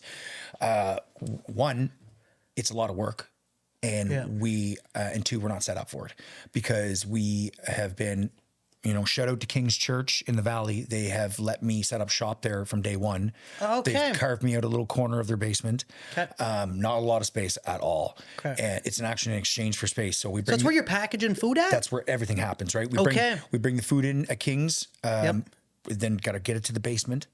And then it's an exchange for space. The food comes in, we pack it. The bags go on the shelves. There's no more room for food. We got to get the bags delivered and then bring in more food. Did you say you're cooking chicken too? No. No, okay. No, we're not cooking anything. No. No. All There was something you said about chicken. The canned chicken. The canned chicken. Kirkland. Kirkland canned chicken. Okay. Yeah. Okay. Sorry, track. No, Yep, yep. we're so that's been an issue. So we had to back it off, back down to the 50 bags because it wasn't sustainable. We don't have the infrastructure. Okay. But and unfortunately, like I said, the 50-50 took a dive, and we're looking at December is going to be the last draw. Yeah, you for were us. saying that. You were It's saying unfortunate, that. but it's just you try something. Since I've started the organization, I've tried to become sustainable through multiple initiatives. One, obviously, you can see the merchandise. Yep. You can buy our merchandise on our website, and it's made. I'm going to put a link to it on the video too. Thank you. Yeah. It's made right here in St. John by Estes. Okay. Which is Locally made. Yeah, locally made. We have our hats, which are made by Lids. That you can buy them through the website as well. And you have this at Simply for Life? We did, yes. Unfortunately, we're not at Simply for Life anymore. We don't actually have a front office anymore. Where we actually like a store, Like a storefront. where you can. Yeah, So it's all online right now. It's all online right Okay. at the moment. We're working some stuff to try to get it back out there again for the community. We also had a coffee that again we had to sum up because one, it wasn't doing as well as we'd hoped, but two, we just didn't have a storefront to sell it of anymore. Oh, you were selling coffee? Yeah, we were selling Cool. coffee also at Simply for Life. And we also had a beer. Against, alcohol is one of those things, for me, especially because I'm sober, I was a little bit hesitant to, but at the same time, I need money, right? I need money to feed people. Right. Long Bay in the Valley did a beer up for us, Operation Feed Beer. It was a Pilsner, and it did quite well for us and gave us a little bit of extra money. They ended up putting it in a competition and it ended up winning an award. Okay, nice, nice. I'm not sure what the future of it is with Long Bay. I'm sure they probably didn't want to get locked in with a charity when they made a beer. Right. So See, that's the problem with a charity, right? I mean, it's not a problem. I guess it's one of the things you have to overcome is where does the funds come from to actually operate, right? So that great question. So that was a question I was asking myself along the journey, and like I said, back to when I created the organization, I never meant to create it. It just happened. But as it started to unfold, I realized I was having more good days than bad days. And that's when I realized maybe purpose after service is something that is a key factor we're not thinking about in the recovery world for vets and first responders. I think it has to be. Right. And I then think it goes you're definitely onto something. Yeah, there. it goes back to like, hey, the Legion, it's like, this is great if I drank and I wanted to go play crib and and just kind of do that, but I don't, right? And unfortunately the Legion shot itself in the foot because they shit on the Afghanistan vets when they came home because they said we weren't veterans. We didn't hold the status of veteran because we didn't fight in World War I, World War II, or Korea. Oh, And and Afghanistan wasn't considered a war at the time. It has since changed. It has been considered a war, Right. and their position on it has changed as well. But it's a pretty shitty thing to say to these men and women that were ready to pay the ultimate sacrifice for their country. Right. And then this I'm not a organization that is, there's no one coming after it. We're the vets right now. Yeah. And then, so that put a bad taste. And there's been I didn't realize the Legion did that. And there has been a lot of issues with the poppy too, where they've threatened to sue veterans who have used the poppy for different initiatives, which is kind of weird. It's ours. It's not yours. I can't imagine that somebody would allow them to copyright it, but they did. You'll see a lot of people now too, especially the GWAT. When I say GWAT, Global War on Terrorism veterans, a lot of those guys will wear the Afghanistan poppy instead of What's the Afghanistan poppy? It's the opiate poppy. Oh, okay, They're two different poppies. Yeah, you'll see it online. Right. It's like a purple and white. The one that the Blackbird Industries produce it. Okay. It's actually a very beautiful flower. It's an opiate though. Right. it makes heroin. Right. But yeah, a lot of the vets from that era are wearing that just because of what, the situation with the Legion. But so when I was, when everything was unfolding at the beginning of Operation Feed, and I realized, holy shit, this is making me feel great. Yeah. Regardless, there's no purpose at the Legion. Right? There's no purpose there. That's what's missing. I'm Instead of just I'm going, getting up that's every filling morning. a void, right? That's filling a void. Yeah, just sitting and drinking and not being a productive member in society. Right. Right. And Yeah. here's the thing. Yeah. Every member that puts on a uniform, whether they're a veteran or a police officer or a nurse, they're putting it on because they have that will inside of them to serve. Yeah. They're either their country or their community and in a line of others, right? When you give that uniform up, that is not gone inside of you. It's sewn into the fabric of who you are as an individual. Yeah. So a lot of these I men had a and hard women, time turning my kid in. Right? I had such a hard. Well, I mean, a lot of us I kept find a it- good handful of stuff. Oh, but, me too. But like, I didn't like. I mean, I think I actually missed the time I was supposed to go turn it in because I was like, I don't even want to do this. Well, For some reason, like, I just wanted to hang so on to much it. of our identity within it, right? So, and so did I. You know what I mean? I wasn't just Pat Gordon. I was Sergeant Gordon. Right. Sergeant Pat Gordon. And, you know, I wanted to be more than that. I wanted to be a warrant officer. I wanted to be a sergeant major. I wanted to be a chief. And that's the thing in the military is they have that reward system that you're always kind of chasing. Like, okay, now I'm going for my warrants course. Now I'm going to do this course, and that's my goal. What's next? And what's next? It's always what's next. What's next? Always. Next tour. Always. Next course. Next tour. Next- Yep. You're always next- waiting yeah, on what's There's next? always what's next. Yep. So, and there's always something that you're kind of and building you- up for. Yeah, and you lose that when you get out of the Canadian Armed Forces. And I'm not a cop or a firefighter, but I'm sure they have somewhat of the same Similar. kind of thing. Like what's next? So, as we continued to unfold Operation Feed, and it didn't really have a identity. We were struggling for money, didn't know how long the organization was going to last, and then I got a donation from the 100 Women in the Care. They nominated me, and I won the nomination and got a huge donation. It was $27,000. That's awesome. At that time, it was like I only had gotten a couple $100 up until then, right? Right. So I was like, whoa! So it really allowed me to take a step back and go, okay, what are we going to do with this? Are we just going to wait till the money runs out and stop doing this, or are we going to try? And it goes back to what we were just talking about, the military and what's next. I'm hardwired. I'm programmed to try to make it better. One, because of my training and the efficiency as a soldier, but two, what's next? And I'm not okay with just doing the bottom line. No, I want to create You wanna something push that yourself, yeah, push your and I body, want to push your- create change. push your I want possibilities. to create I know. change, right? Yeah. So it allowed me to take a quick little pause and a breath, and then we came up with our mission statement, which was, okay, this organization is going to be a veteran and first responder organization. We need a headquarters. Eventually, we need a building. Okay. Eventually, we need a place where Operation Feed is going to set up its shop. So what are we all missing in the veteran and first responder community that we could put in this building and then maybe turn around and make some money off that to become sustainable? Smart. Yeah. Oh, hey, we don't have gyms in the community for vets and first responders. We got a lot of places to destroy ourselves. We got no places to put ourselves back together. Good point. So why don't we create an organization that has a gym? Peer support is something that's huge right now in the community with veterans and first responders. It's having a massive effect on our community. Why don't we have a peer support in there? Why don't we have a rec area, a place where guys can come and watch TV, play games, have a cup of coffee, shoot the shit with like-minded individuals? Yeah. Hell, why don't we have our clinicians in there too? Because we all do the same. We all get massage therapy. We all do physical therapy. We all do mental therapy. Why don't we make this building a one-stop shop for vets and first responders?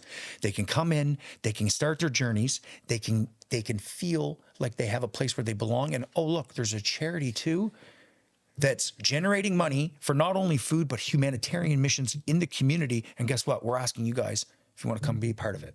Yeah. And we're asking you to give a little bit more than you've already given, because what are you doing right now? Probably not feeling too fulfilled. Yeah. Because I wasn't. Right. Right? I was starving for something. Yeah. But like it goes back, I didn't know where to start. Yeah.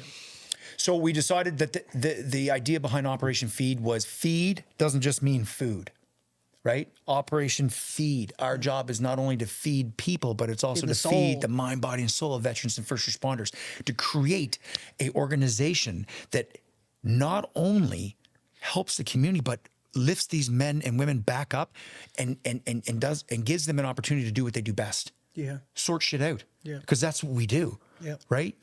There's a reason why I've been able to give out 300,000 meals in such a short time, because of the efficiency behind me. It's not just me. Right. It's the men and women that are a part of this. Yeah. Okay. It's the veterans and the first responders Used that to are working in teams. that are used to working in small groups. Yep. That are Yep. used to task orientated style directions. Fast too. Efficiency, right? Efficiency, right? Getting things done. Getting yeah. done because you're working with a sense of urgency, right? Yes. Because Yeah. we The don't sense of know urgency, we yeah. don't know what's coming, but we got to get this done. Yeah. Right. So, you know, a lot of people want to put Pat Gordon on this pedestal for what he created. But at the end of the day, dude, I wouldn't be able to do any of this if it wasn't my team behind me. Right. It wasn't the people that are dedicated to the mission and the journey of helping their community, but also creating this wonderful new grassroots organization that, you know, at the end of the day isn't mine. It's not yours. It's all of these people, right?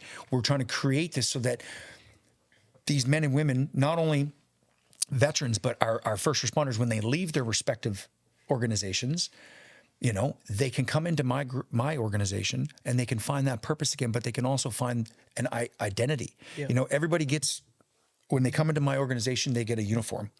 You get 3 shirts. Yep. You get 2 black ones. And it's got the Canadian flag on it too. Yeah. You get 2 black ones. You get a pink one because we got to have rock the pink, right? We got to show people that we got a soft side. Yep. You get a hoodie, you get a hat, you get a toque, you get a coat, and it's all right here. If you can see, mine has the black line, his has the green line. Yep. Black line's for our fallen that are no longer with us. Okay. Green line is for our veterans. We do red for fire, blue for police, yellow for dispatch, white for medical, gray for corrections.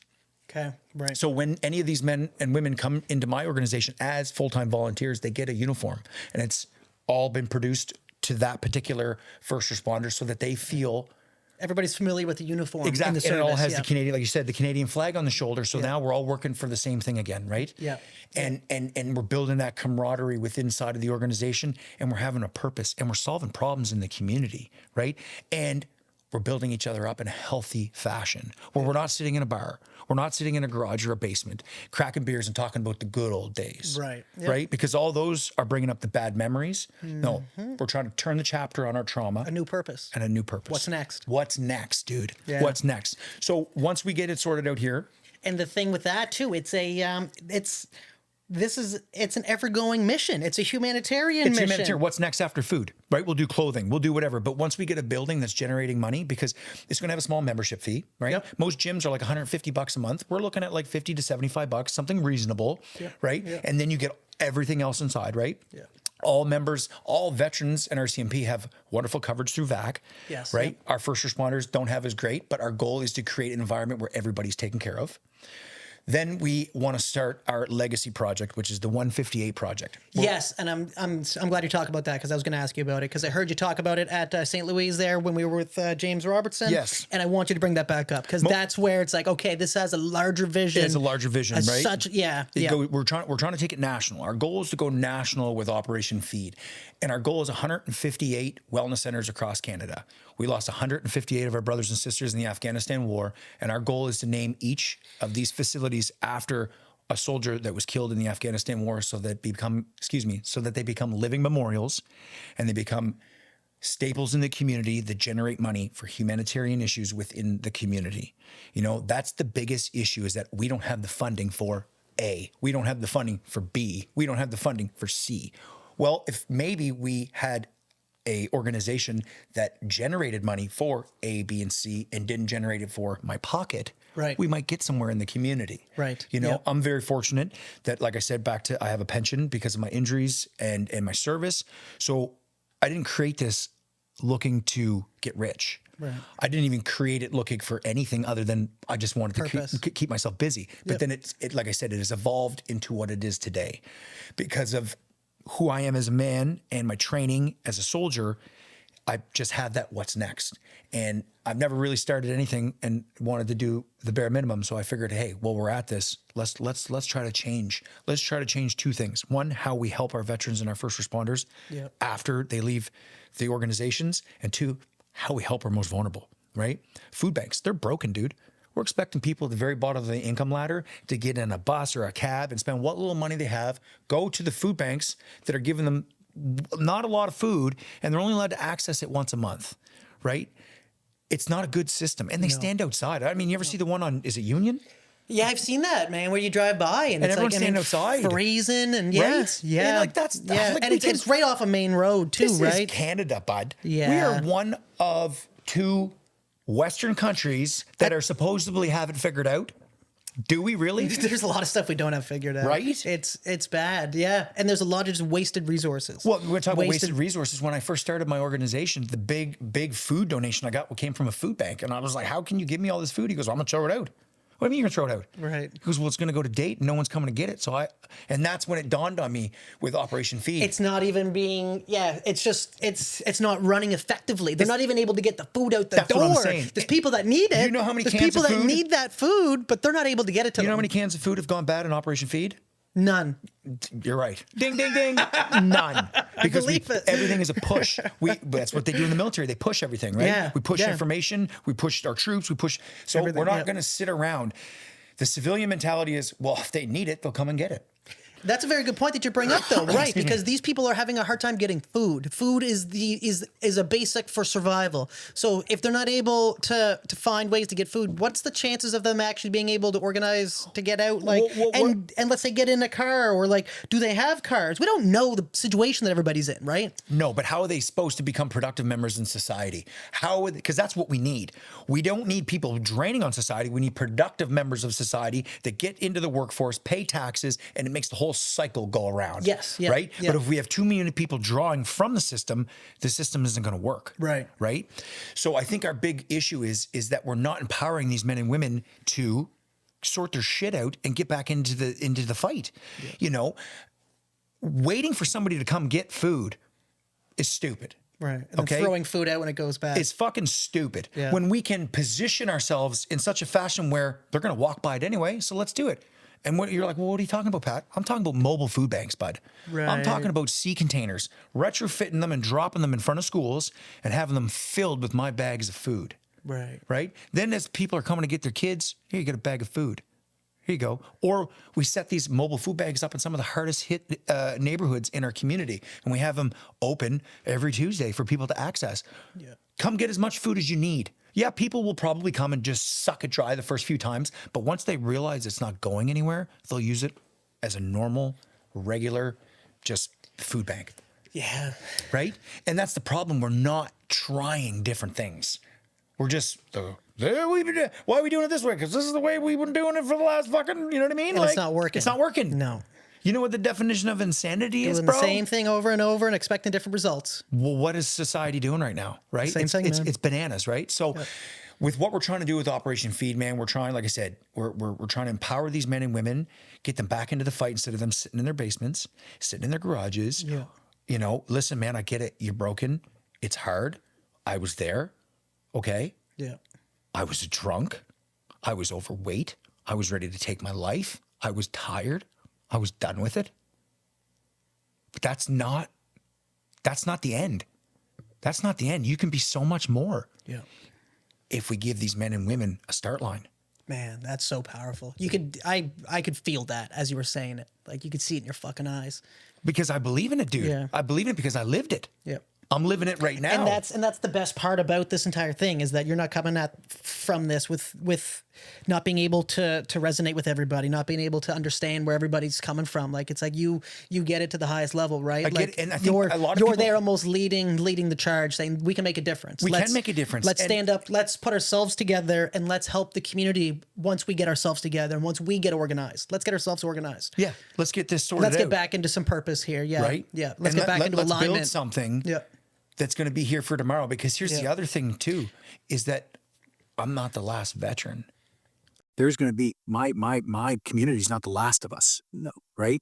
There's going to be another war. There's going to be more of us coming, and we are caught flat-footed after Afghanistan. We're not prepared to help our brothers and sisters, and I would like to think that we could be prepared this time. We could give these men and women a place. When you leave the Canadian Armed Forces, it's scary. You know, if you're a cop and you're out on stress leave or mental health leave, it's shitty because you're home by you lose. It's a double-edged sword. You're not dealing with the shit, but you're losing the men and the women that you stand next to. Right. And that right there sometimes is the difference between life and death.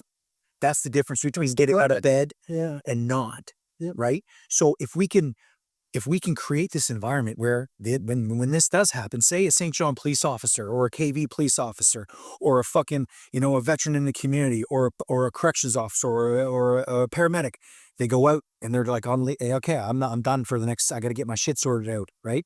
Well, what are they doing? A lot of times they're sitting home by themselves. Yeah. Can you imagine? You're like, no. You come here, man. We got a gym. At the very least, we can have a cup of coffee. Right. It just give you a place to show up to.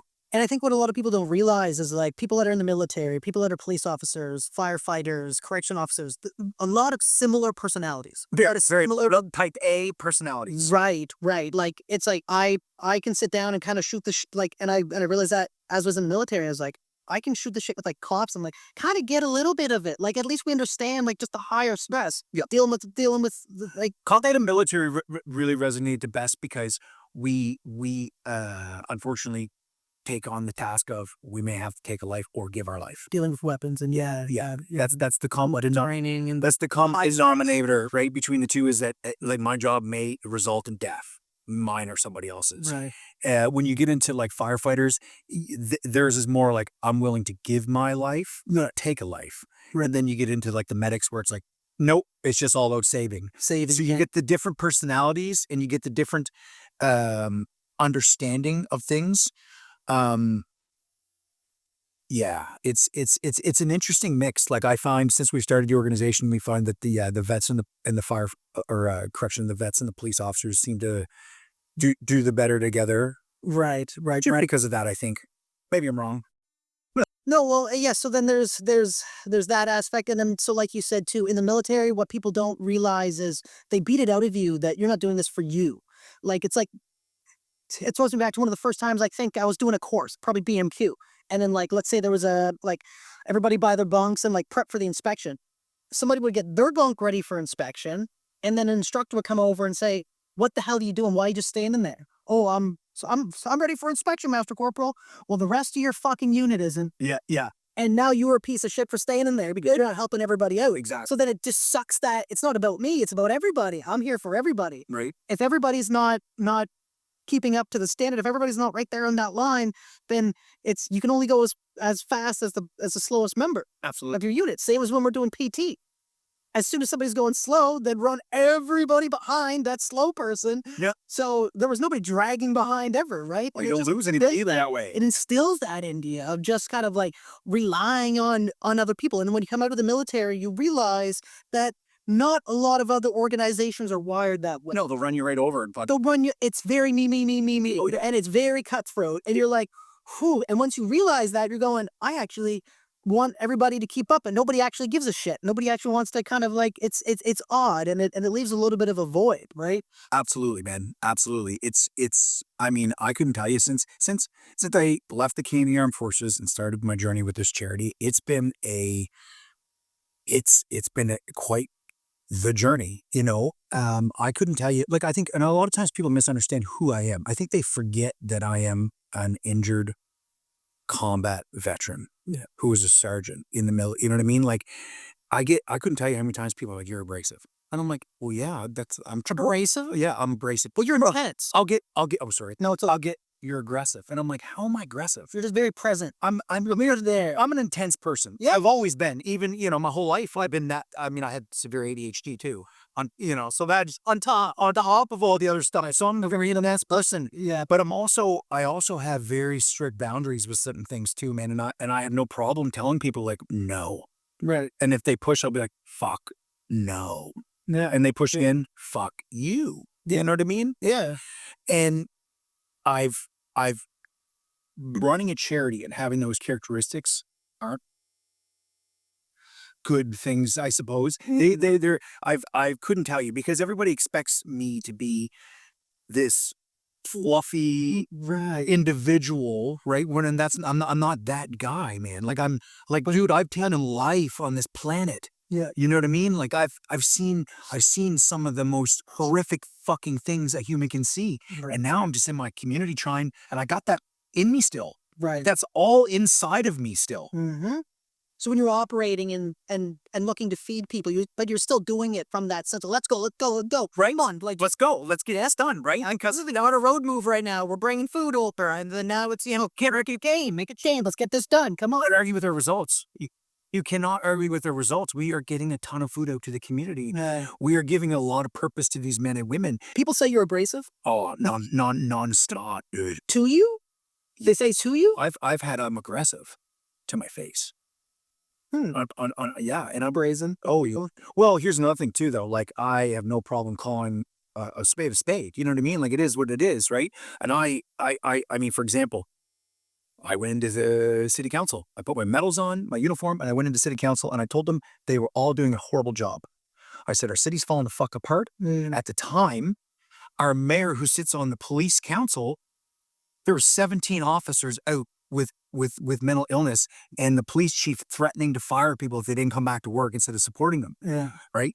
Our minimum manning in our city is, I think it's 12 to 15 officers, and they were operating with 4 or 5 officers. Okay. Right? So I knew about this because I got a lot of friends that are police officers, right? And we try to support that demographic because we know how unsupported they are. Yeah. So I went into city council and I'm like, hey, our city's falling apart. What are you guys doing? You're certainly not supporting our police force. You know, you're not doing this. We're trying to help feed people. How about you help us help the community? Right? And they didn't want to hear it. They didn't want to hear it, dude. I walked out of there. It was July 20, I think it was July 24th. What would it be, 2024? It would have been 2022. July 24th, 2022. The mayor Go to city council. walked out of the city council and the mayor was like, we'll be in contact. 2 years ago. There's a new mayor now, right? No, that's the same one. Don't Okay. yeah. Didn't care at all. I was like, we have a plan here to help our community and also support our veterans and first responders. I'd love to talk to some of those people too. I don't even know what a mayor's job is. I actually don't even know what the job description is. I couldn't tell you either, right? I'm just saying, somebody look after the city. Wait, right? Like, I know she does a good job at not looking after the city, so man, listen, and I wouldn't want the job. No. Okay, I get it. It's probably not the easiest. Same as being a politician. Right. They're blood-sucking humans, you know what I mean, that always look out for themselves. Yeah. And it's a system that's been set up that as soon as you get into it, you lose who you are anyway. Because if you don't toe the party lines, you get kicked out of the party. And if whatever... Why it's always so nice to see people come in that don't toe the line. Well, I think but they that's don't why go too far. they don't get too far. They don't get too far, right? Because if you're not pleasing the party head, Yeah. you're not able to do, they say they're for the people, but they're really not. Right. You end up being an independent. Yeah. Look what happened to poor Wayne. People don't remember this, but at the beginning of his campaign, they don't know if you remember, like way back in the day, like I was a nurse. I wasn't paying attention to politics that much up until I don't even like that politics, but I feel like pandemic, right? Came like celebrityism, right? Yeah, it's so polarizing. Well, also too, because who cares who the politician is when there's no problems happening in the world? Because it doesn't matter, everything's running smooth. Right. As soon as things start to go sideways, and then there's somebody calling shots, going, everybody has to do X. And you're going, who's making this decision? Who's in charge right now? Yeah. Who's in charge? Who's allowing me to work or not work? I know. And then you're like, it doesn't even make any fucking sense. Right. Like, Then you start paying attention to who's who. yeah. Oh, who did we vote for? Yeah, because you want to know if their fucking brain is functioning on fucking glue or not, right? Right. Because like Been in the shadows for so long. Nobody's even talked about. a lot of these people are disconnected from the community too. Yeah. We elect fucking higher statured people, man. Oh, I was a doctor, so I'll be better at running the community. And you're like, how? You weren't in the community. Right. You know what I mean? Like what? Because you got a DR in front of your name? You could sit through school? You're better than me? Right. Fuck, I got ADHD. It's hard. It's hard. Yeah. Right. It's hard. Right. But you're better than me because you can like sit and absorb the information better than me? Like, no. You were just talking about people calling you brazen. I find that so interesting because you're talking about reestablishing yourself in the community. And it's like some people do have because the military puts that authenticity in you. Well, it goes back to saying, it was like oil and water with civilians and military. And that's why a lot of us don't want to be involved in the community. Right. Because we get that exact, Because that intensity can come off, like some people can get scared, right? Like, oh my God, like I feel like I'm going to be attacked. But it's like, no, this is just a tense person, dog. I'm just present. I'm here. Just jump out of helicopters. Like, give me a break. Give me a break. Like, you know what I mean? Like, So, but like that can be hard for some people because then now it's like, oh, now you're telling me to change who I am as a person. Not only am I losing my identity from the military and from my brothers and sisters that I had in the military, but now I need to operate and change who I even am, who the military made me. right? And I don't think people should have to. I don't think people should have to because I think the military makes some amazing people. I think it makes some of the hardest working people that I've ever known. I 100% agree with you. And It's just a lot of people under- from the end, well, I cannot understand me unless you were there and you did everything I did. I can't understand somebody else's service if I wasn't there and did what they did. I know some people in the military who've said to me, this is all, because I've asked some people as I was getting out, I was like, have you ever thought of doing something different? Oh, I couldn't do anything different. This is all I can do. This is all I can do. I'm like, dude, you can do whatever you want. I thought that too, though, for a time, man. I'm like, the shit that we do here, this is crazy. Like, if you can do this, Yeah. I think you can do whatever you want. You can, man. You could do the military sets you up to be so successful. Yeah. Yeah, it's just you get into that rut where you believe that, and it's the men and women around you. You're just like, well, I mean, I still believe I'm a knuckle dragger. You know what I mean? Like I joke with the guys. I'm like, I still can't believe I was able to get a fucking charity created to get it to where it is today. Yeah. You know what I mean? That we got money in the bank and we're still making deliveries. Right. Right. May not be where, I envisioned us to be up here at this point.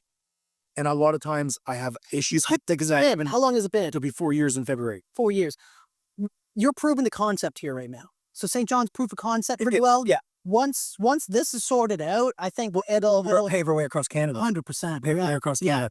In New Brunswick, I can foresee at least having 3. You know what I mean? Right. St. John, Fredericton, Moncton. Yeah. Yeah, the Tri-Cities, right? And then we solve poverty, and then we start having little tiny outposts maybe up north. What a great province to do it in too. Right?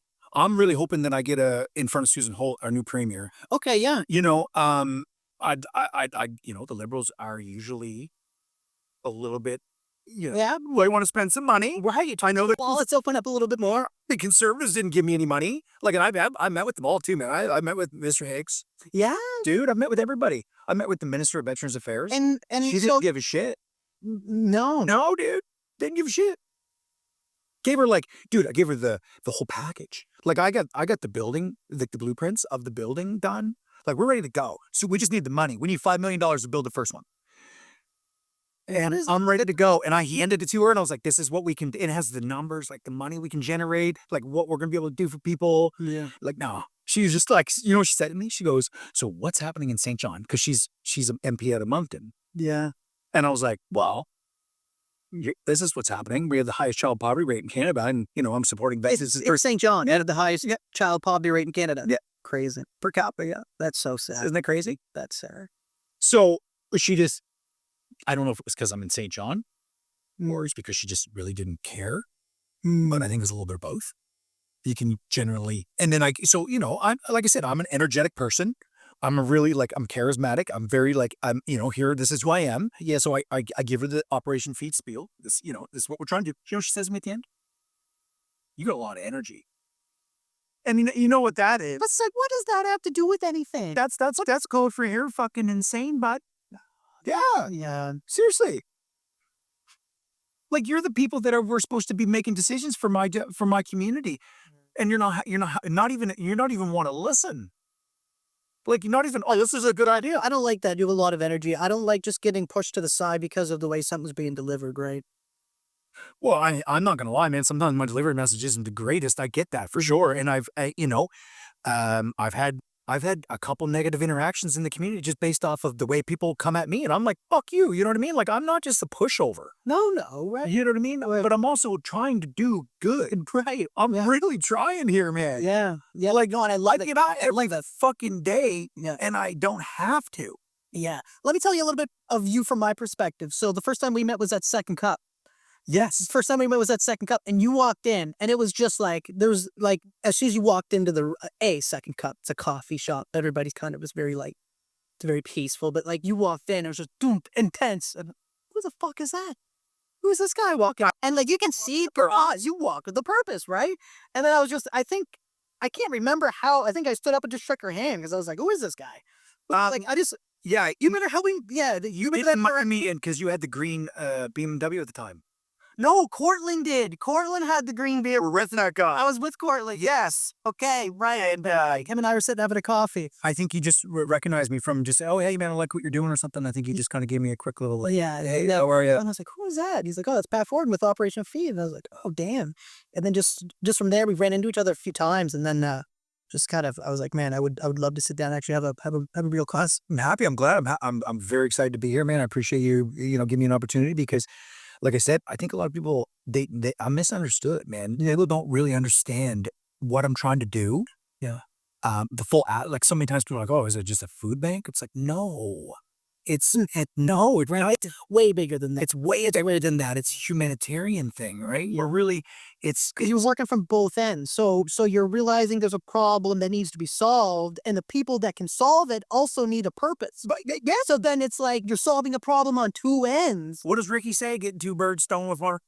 hey, yeah, getting two birds stoned at once, or whatever. two birds That's all we're trying to do, right? Where it's like, okay, hey, we got to make the one, but there's not just, like I said, food is the beginning. Like, Yeah. here, we're in a first world democratic country. Food shouldn't be an issue. It shouldn't. No, it should not be an issue. No. Like, how hard is it to have non-perishable food available for our society? Especially when you think about probably how much food's thrown out. So like you were talking about food being thrown out from food banks. How much food's thrown out from grocery stores, from just because it passes the expiry Right? And then normally that expiry date's what they're allowed to sell it by. It's still good to eat. It's still good. If If there was like a zombie apocalypse, we'd be eating that shit for years. right. Like, it doesn't go, Right. you know? So, Yeah.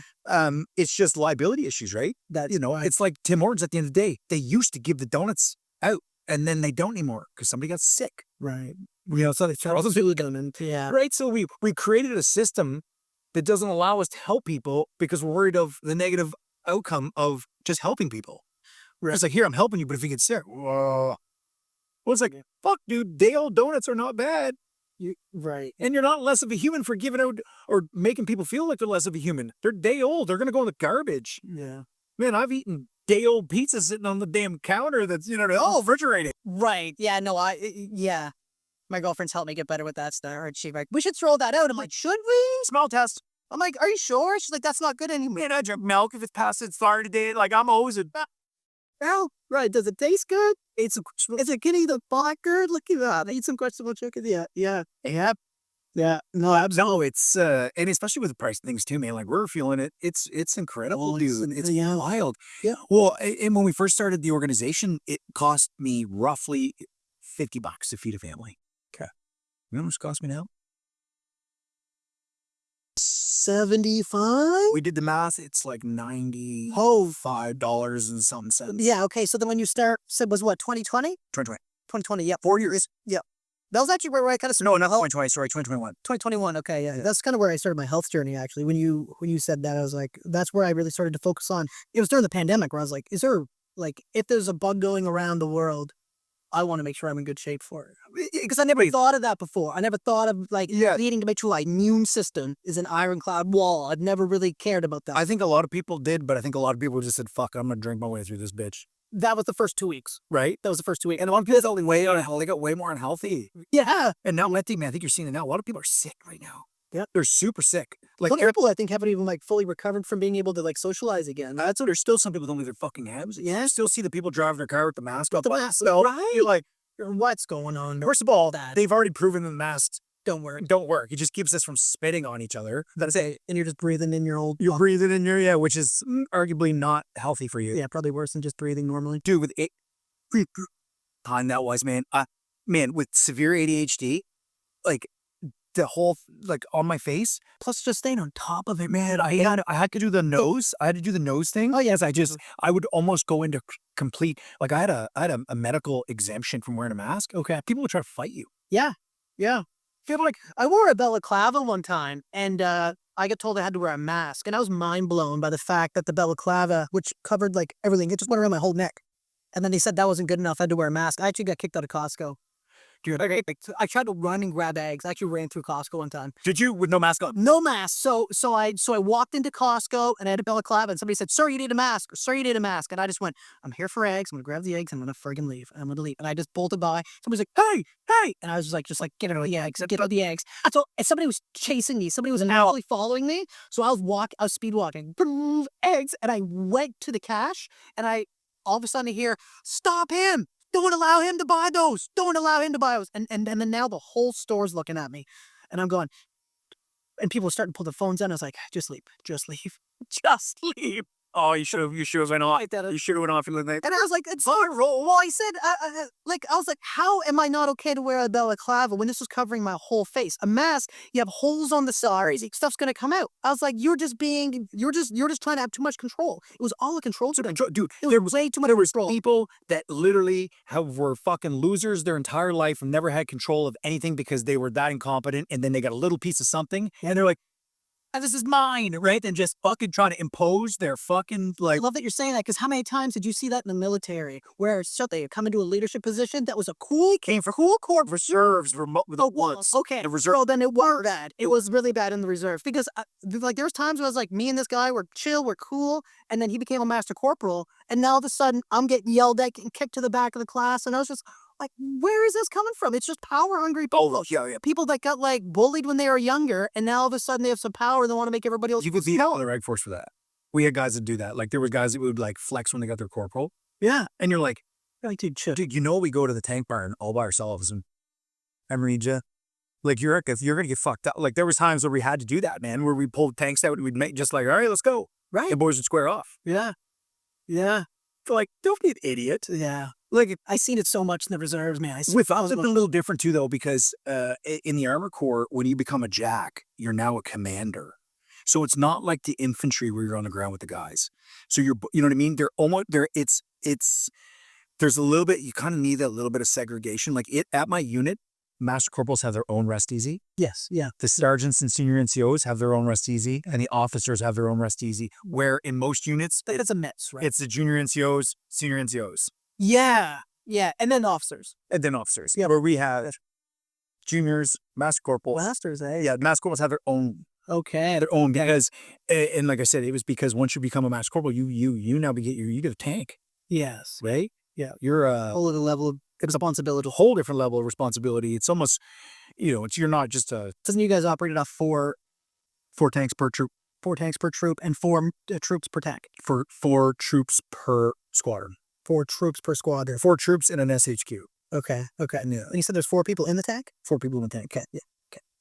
So similar to like debts, we operated off debts. We had three debt members. So you had your debt commander and then 2 debt members. Yeah. For Your deck commander is this Darjan? No, we would operate off of master corporals or corporal as long as you had you're a DP2. Okay. Ours was a DP2 for that to be a deck commander, and then you had to go to do your PLQ to do your leadership training for like teaching and stuff, right? To like actually hit your jacks for instructor and stuff like that. But we had corporals as it was. I mean, we're not operating tanks. We were just operating little comms trucks, which was fun. Yeah. Oh, yeah. Everything in the fucking military is fun, man. When you're getting to drive cool machines and shoot fucking guns, like, you know what I mean? Like, Some of the machines aren't that cool, but especially ours, it's just old. it's like, you know what though, man? Pedal to the metal, just lucky to get down the highway. Mo Epson Diesel. Yeah. Yeah. Dude, can't even hear yourself think. In that fucking road move from Edmonton to Shiloh. No, Edmonton to, what's in Alberta? Suffield. Suffield, dude. Wainwright or Edmonton to Suffield can an LS. It's bird, dude. Code drive. That's real radio and go to say. It's like, You have your comms radio, but there's no music or anything. Oh yeah, man, yeah. The hiders normally just go in full throttle. if they work. If they work, yeah. You get one to work. Yeah. I slept in an LS so many times. So many times. Pat, how can people help out with Operation Feed? Let's end on that note. Well, until December, we can get people to buy our 50/50. That could really help, end that particular campaign with a bang with a couple nice draws. You can go onto my website. We have monthly partnerships where you can sign up and become a monthly partner, and it's $10, $25, or $50 a month. Yeah, I want to become a member. I would appreciate it. And as soon as you sign up and your payment comes off, you get emailed a tax receipt Oh, cool. right away. Yeah. So, and if you give Local businesses, like any local business owner should be looking at this. Like this is huge. yeah, well, Because you're helping the community, you're giving back to the community, and also it is a donation at the end of the day. So like this is especially for where it is a charity for businesses, like it's a no-brainer. yeah, $100 or more, we write tax receipts. Okay. But we, up until now, we haven't even been able to afford rent. We've been trying to find community partners like businesses, local businesses that want to see us expand and say, hey, we'll commit $1,000 a month to us, much like Rob Cosman does from the Purple Heart Project in Grand Bay. Okay. Rob commits $1,000 a month to Operation Feed to help us with what we're trying to achieve. That's huge. And if we could get, 3, 4 other businesses to give us $1,000 a month, then we could rent a spot. right? Then we could probably start generating more money because the spot alone will help us generate money too, right? We can do barbecues and raffles and whatnot, right? Yeah. And then hopefully get back up to 100 bags. And then, like I said, our goal is the wellness center that generates money, mobile food banks throughout the community, and just pumping out enough food where people don't have to worry. Yeah. And then it's the crazy thing that happens. Once you do that, once you create space in a human's life and they're not living on their edge, Yeah. dude, things start to happen. It becomes a lot easier to think. It becomes a lot easier to find opportunity and possibility when you're not worried about survival. When you're not focused on survival, then you can actually become creative and innovative, and you can actually use the portions of your brain that aren't just focused on the bare necessities, right? Leisure is huge in a human's life, and if you're not in a non-stressful environment, you're not able to achieve. Greek philosophers thought that was one of the most important things in a human's life was leisure time, because if you have enough stress-free in your life to create leisure, then you become creative yourself, and from creativity becomes all kinds of innovation, entrepreneur. You know what I mean? Like when you're getting up and doing things and being purposeful, society then thrives. Right. So then even if you're able to help yourself just a little bit, then you can start to help your neighbor out a little bit, and just little shifts in perspective, shifts in habits Absolutely. can just make these tiny little changes can make huge impact. Huge. And then we become role models for people too, right? Especially these kids in poverty, right? Like, I'd like to think that as a veteran and, the team behind me, we posture ourselves in such a position where these young children can say, hey, okay, my life is a little shitty right now, but maybe I'll become a cop. Maybe I'll become a firefighter. Maybe I'll do what these men and women are doing and help my community. And then you start that good cycle, right? It's contagious, man. It is contagious because at the end of the day, we don't need more lawyers, right? What makes society go around are the people that run towards the sirens and the screams, not the people that run away. Right. And we need more of those men and women. Yeah. Less people dancing on TikTok. Right. Pat, this was amazing, man. Thanks, brother. I really Thank appreciate you it. very much for coming in. Yeah, thanks for having me. This was awesome.